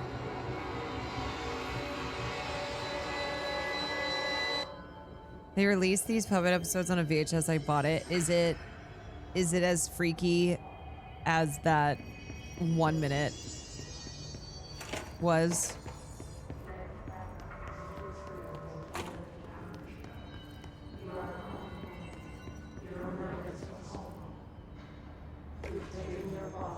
Okay, let me see the.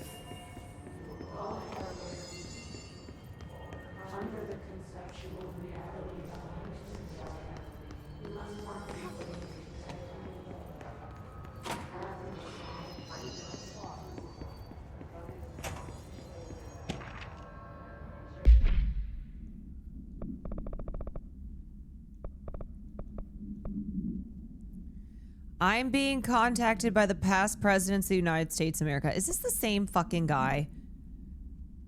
They appear as spirit guides, giving me their wisdom. John Adams keeps saying I need to fix America, but I can't really understand him. They all have a lot of opinions. People tell me I'm imagining it, but Theodore Roosevelt showed me how to fix my lawnmower, and I don't know a thing about lawnmowers. Explain that. I have great dead men telling me about the past and the present.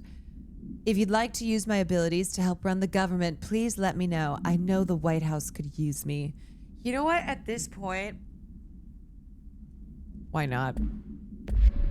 Why not have someone who's saying that dead presidents are talking to him?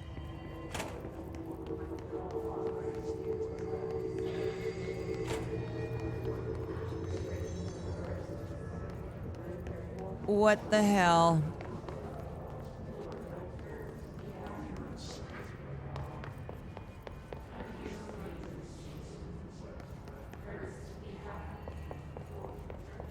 Yeah, most qualified member of the cabinet.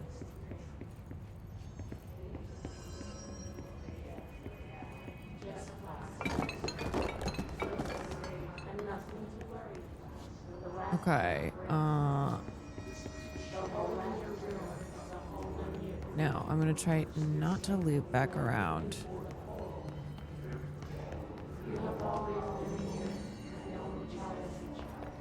Communications. We're on the right track.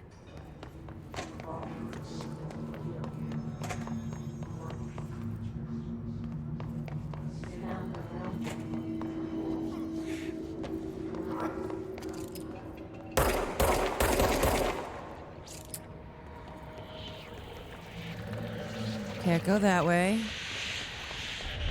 An object of power.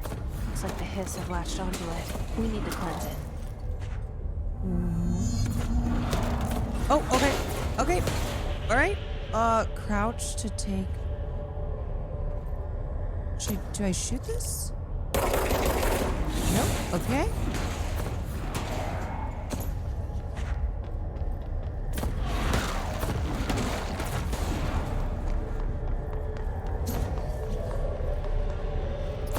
How the fuck do I get up there?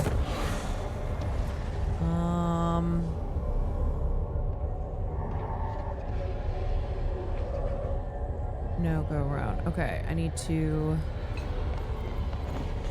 get up.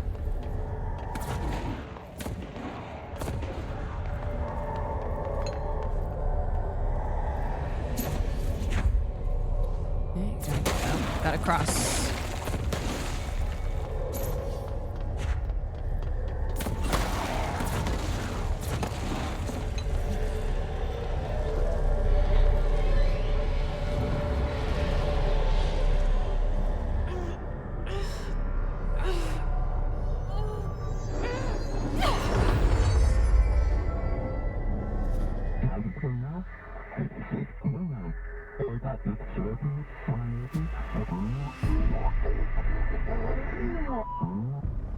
It's harder to hear you when I'm here. It's like the channel's been changed. The board's in charge here. They're pyramids in the Bureau seal. Are they really the ones pulling the strings? I'm not their director. I'm no one's director.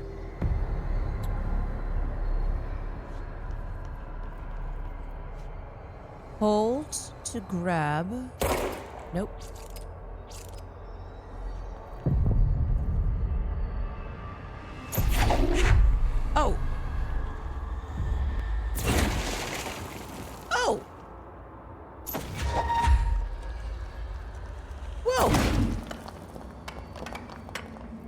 Woo!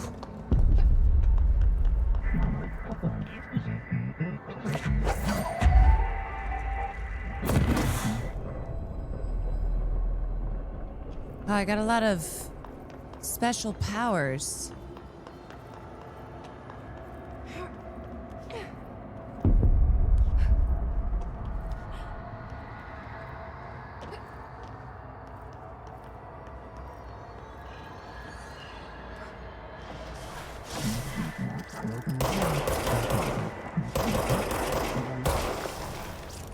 Ooh, can I do one of these? Hold on.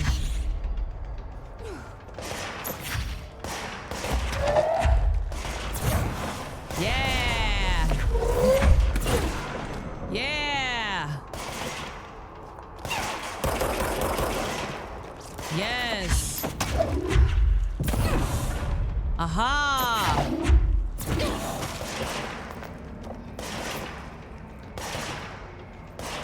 Nice!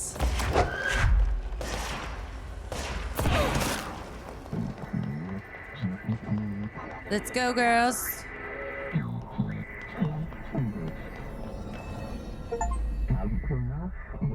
So satisfying.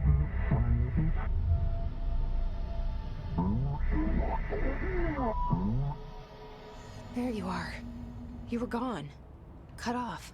Abilities such as launch are particularly Just like you effective wanted, as shields. right? This will help me fight the hiss. Watch this. Watch this shit. Yeah, here we go. Nice. Nope.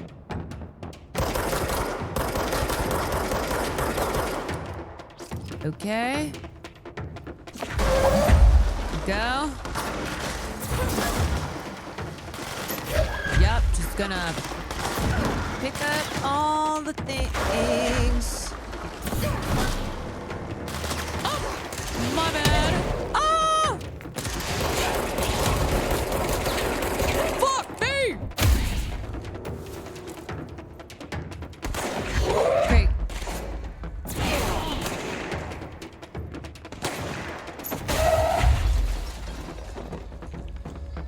This thing is very powerful.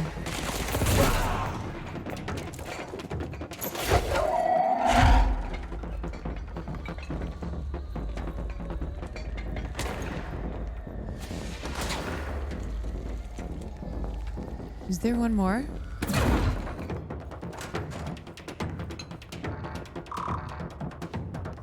Proceed through the communications department.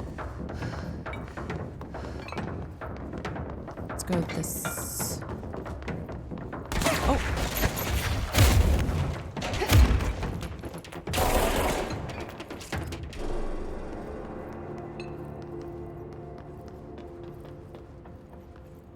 Okay, up here. I'm gonna go up again.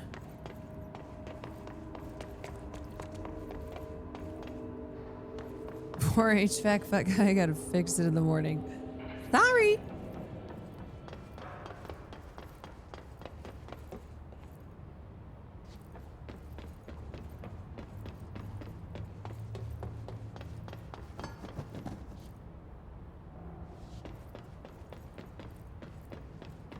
There's so many things to throw. Okay. Bro, why?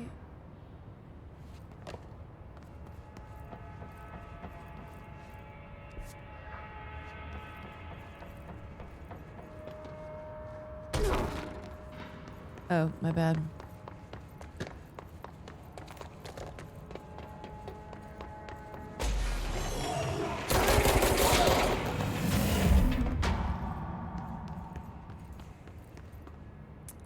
Dead letters, mailroom.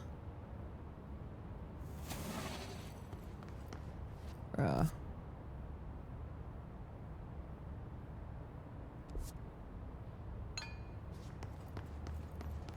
This way.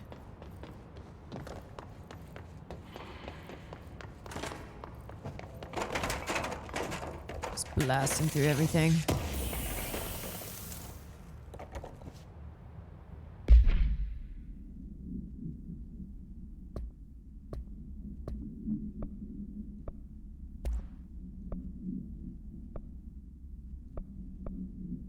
Astral.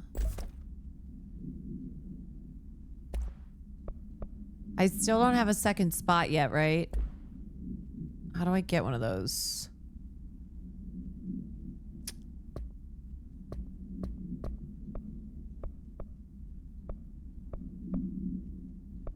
Damn it. Not yet. Okay. Okay. Read your objection. Proceed through the communications department. Yeah. Ain't that what I'm doing? Executive mailroom. Wait, is that where I need to... This way? Emily said that the hotline can be reached through the mailroom. This way. Sorry, my brain is... My brain's tired. Locked. Fuck. Maybe there's a key nearby. This must open the door.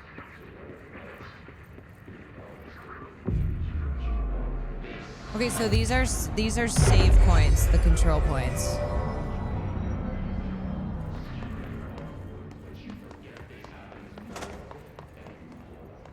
There cool shit in here?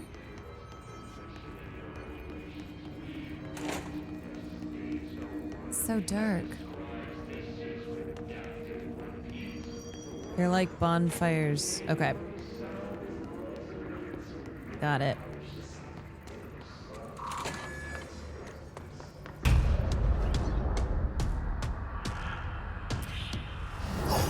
Who are these zombies? They can fly now. Oh shit!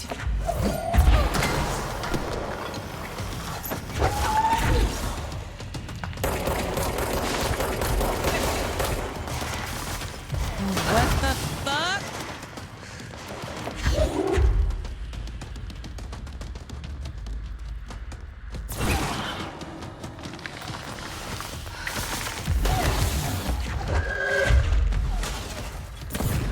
Wait, why is he so sneaky fast? I'm dead! Shit! Fuck. This is a boss. Is that why it's hard?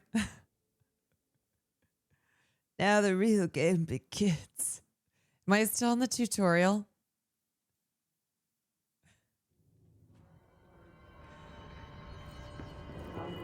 Sick.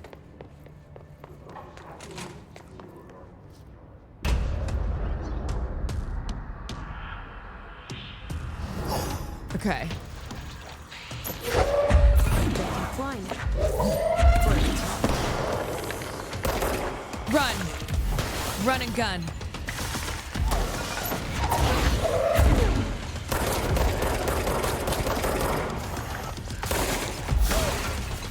Fuck. Fuck. Run.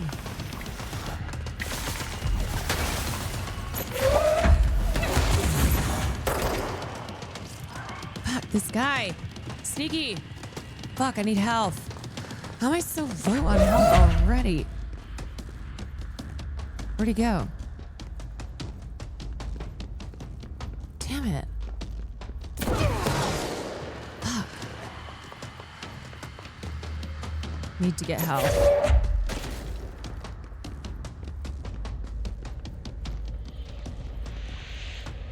Just fucking jerk. Don't run and gun. Okay. Health, please. Please. I basically can take like 2 hits. Oh!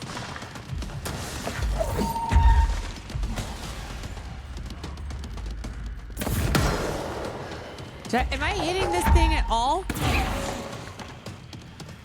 Oh! Get to higher ground.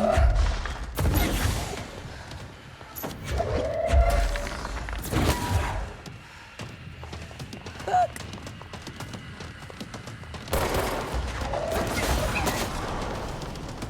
Is it dead yet? Fuck me! Fuck This is hard. No, this is what happened when I was playing Control Resident. I couldn't do it. Shit. Fuck. This is hard. It's so fast. It's so fast paced. No wonder they were like, you did not beat Elton Ring. Simply no way. You can see, okay, yes, I highlight. Great.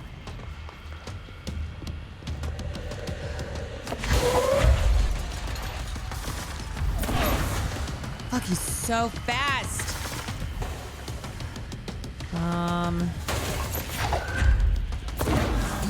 Damn it.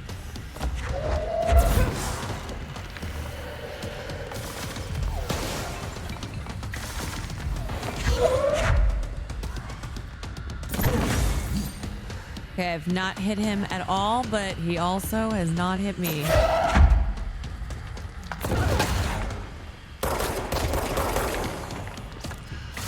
Can I hide behind this? Yeah.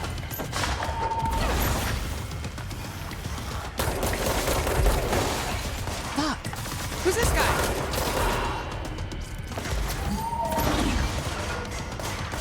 Shit, mof.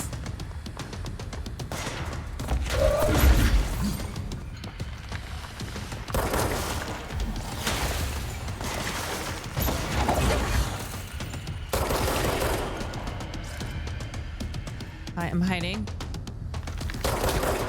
Hiding. Hiding and hiding.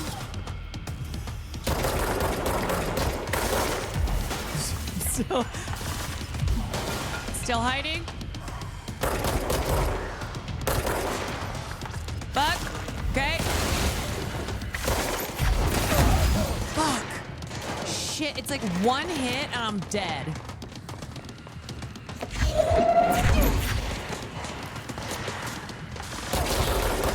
Fuck! God damn it, they didn't have other guys last time. Okay, that's my new strategy. Hide behind things and shoot, because every time I go to throw stuff, I die. How do I get to higher ground? Okay, come on. Come on.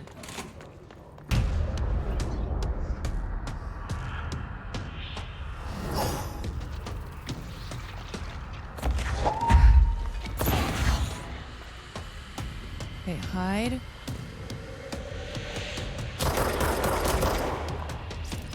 Fucker. Piece of shit.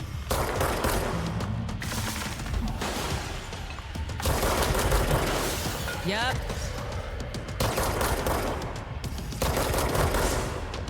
Okay, recharge. Okay. See ya. Bye. Still hide. Okay.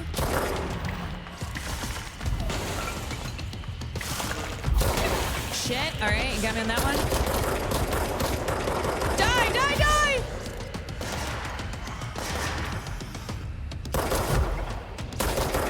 Yep. Working, working, working! Yes! Like, forget about throwing stuff. just keep it simple. I have a feeling he'll be back. Keeping it simple. Let's stay focused. The hotline should be past the mailroom.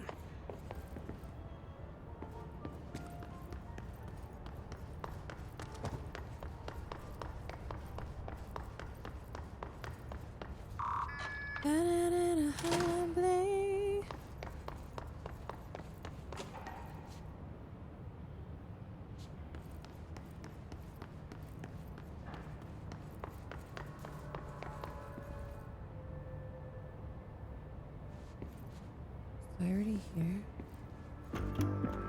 Oh, some tunes. You're listening to America Overnight. It's confusing because everything looks like a thing.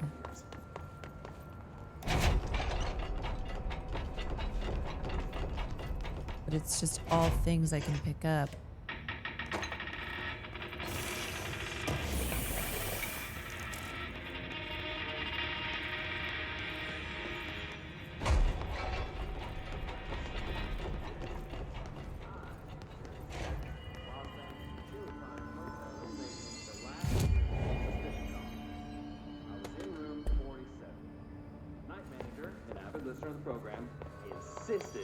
ABL.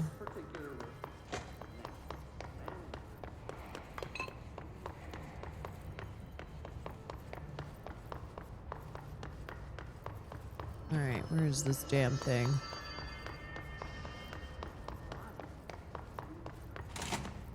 Bro, I feel like...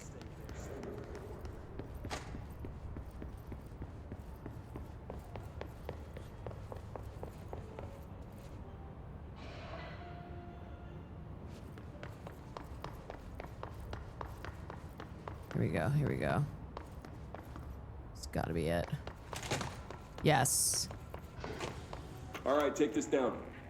The situation in Cuba has been evaluated by the relevant authorities. The mysterious illness affecting the staff at the U.S. Embassy in Havana. So they use a lot of real life things in this game. Of a foreign power. Numerous personnel have damage to the inner ear, but most are expected to make a full recovery. Of course, the event also damaged their cellular walls, but you can't blame The hotline can't be far now. Thank God no local doctors examining first. Honestly, what the odds This guy sucks. Inside a U.S. embassy. Talk about good luck, huh? So much easier to... Hey, are you still recording this? That guy sucks. If you're a conspiracy nut, you'll love this. Yeah, I can see that. You're like, it's all true. I freaking knew it.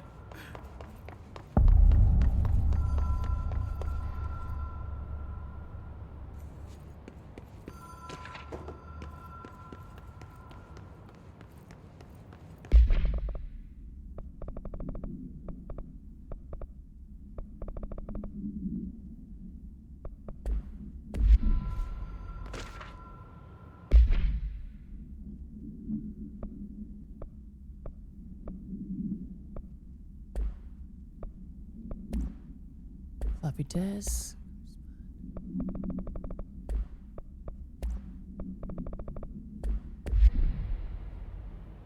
Okay. Do I need to answer that? Is that for me? The Ocean View Motel and Casino. Dream logic. The light switch cord. Door marked with a black pyramid. Whoa.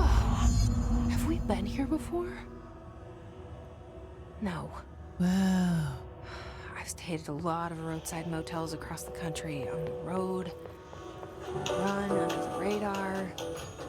This feels like all of them, like something recognized from a dream.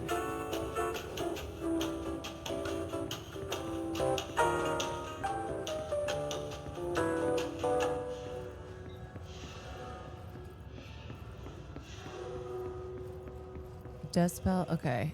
Let me go back.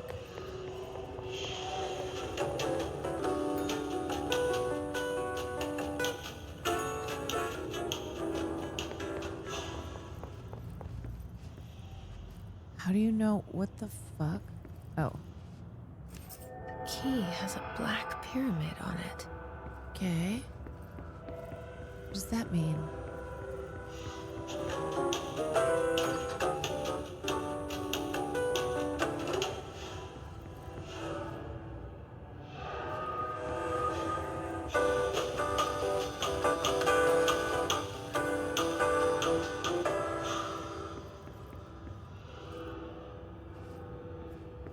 Well, I already have the keys, so where do I go?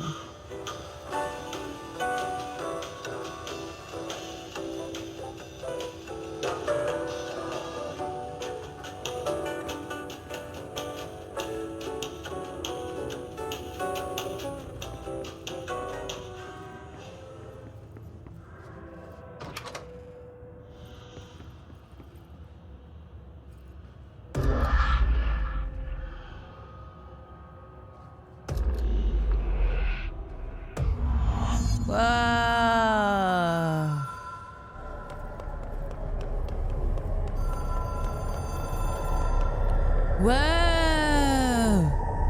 Toto, we're not in Kansas anymore.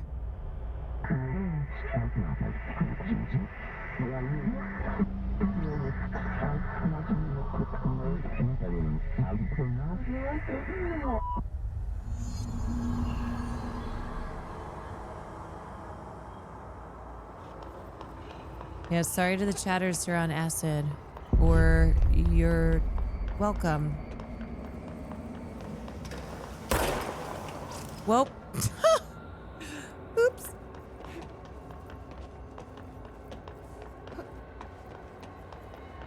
Oopsie.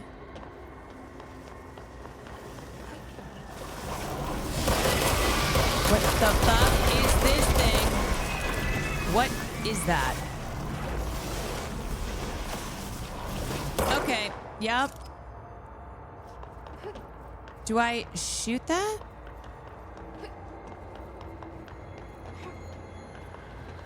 This seems...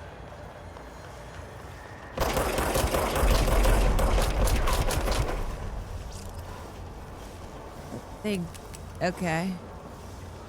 Think of it as a moving hazard. It seems like it will... Seems like it will kill me.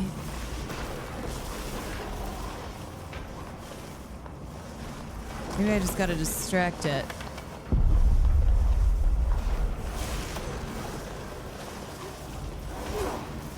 Go the opposite direct.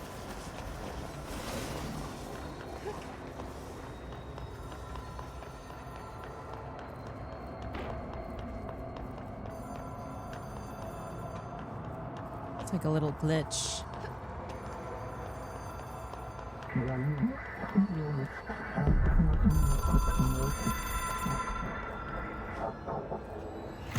It is a phone. It's an object Finally. of power. It doesn't connect to any typical network. A direct line to the astral plane and the board. And my hypothesis is, under the right conditions, to other planes of existence as well.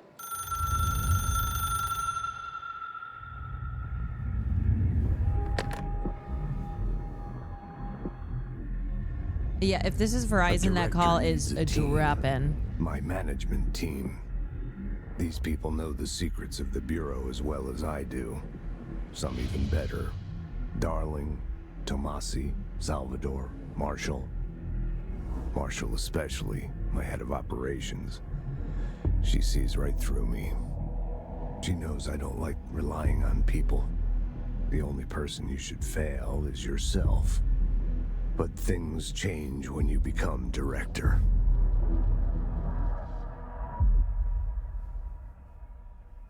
Well, maybe I don't want to be director.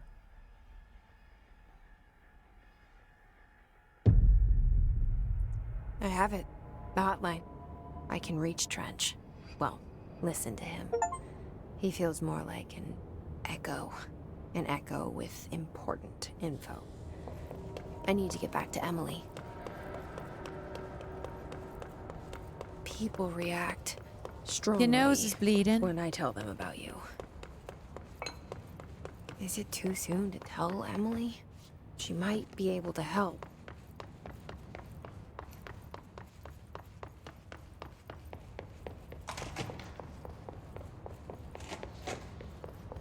Executive boardroom.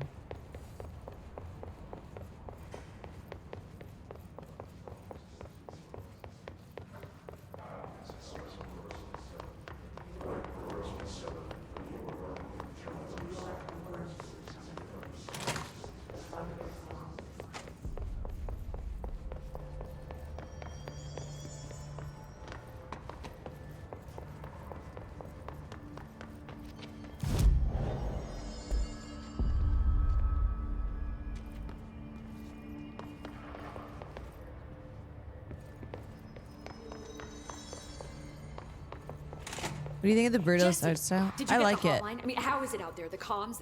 Got it. I got the hotline. I can make out what Trench is saying now. Incredible.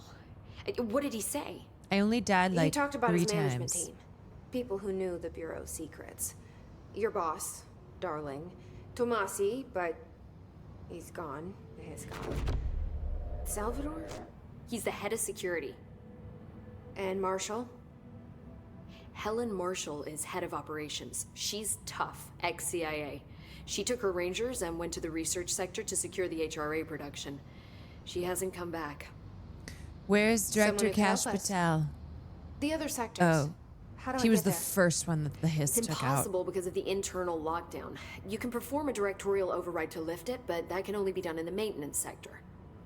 Normally, you take the sector elevator down there. It connects all the sectors, but it won't work while the lockdown is in effect.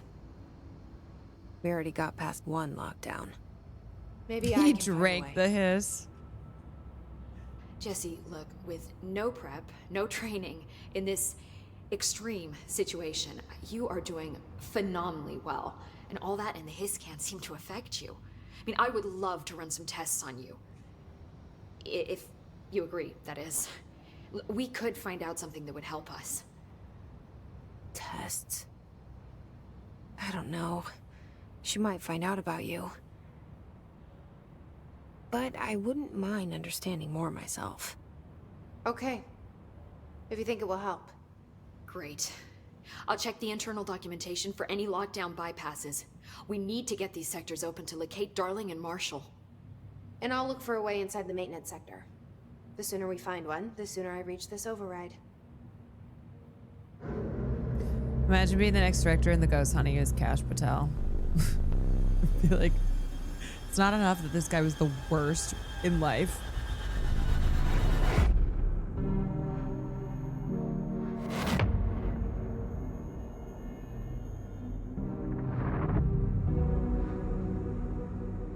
The janitor.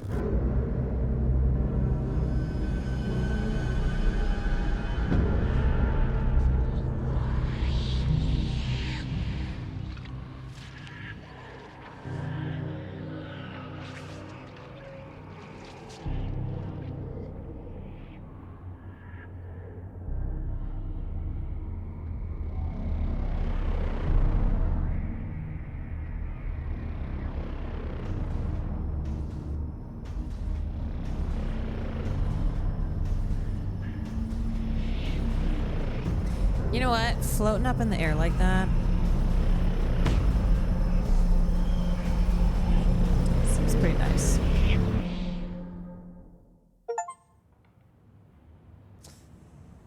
Okay, I am pretty tie-tie, so I'm gonna stop here for now.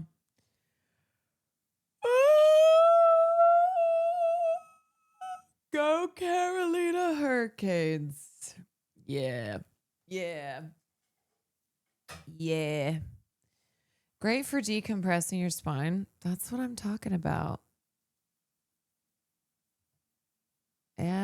Absolutely. Oh my God. Oh, I suddenly went from energy to I feel ready for bed. Time for bed. Have fun in New York. I will be live tomorrow. Thank you, but I will be live tomorrow, and then we're flying out. Good post control. You always got the thing up.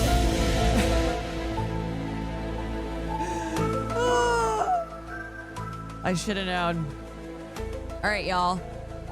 I will see you tomorrow. Thank you for the stream, Queen. It was fun. It was beautiful. I left. I cried. I had many epiphanies, or however that Gwyneth Paltrow meme goes. You're so welcome. Thank you, everyone, for joining me. I will see you tomorrow.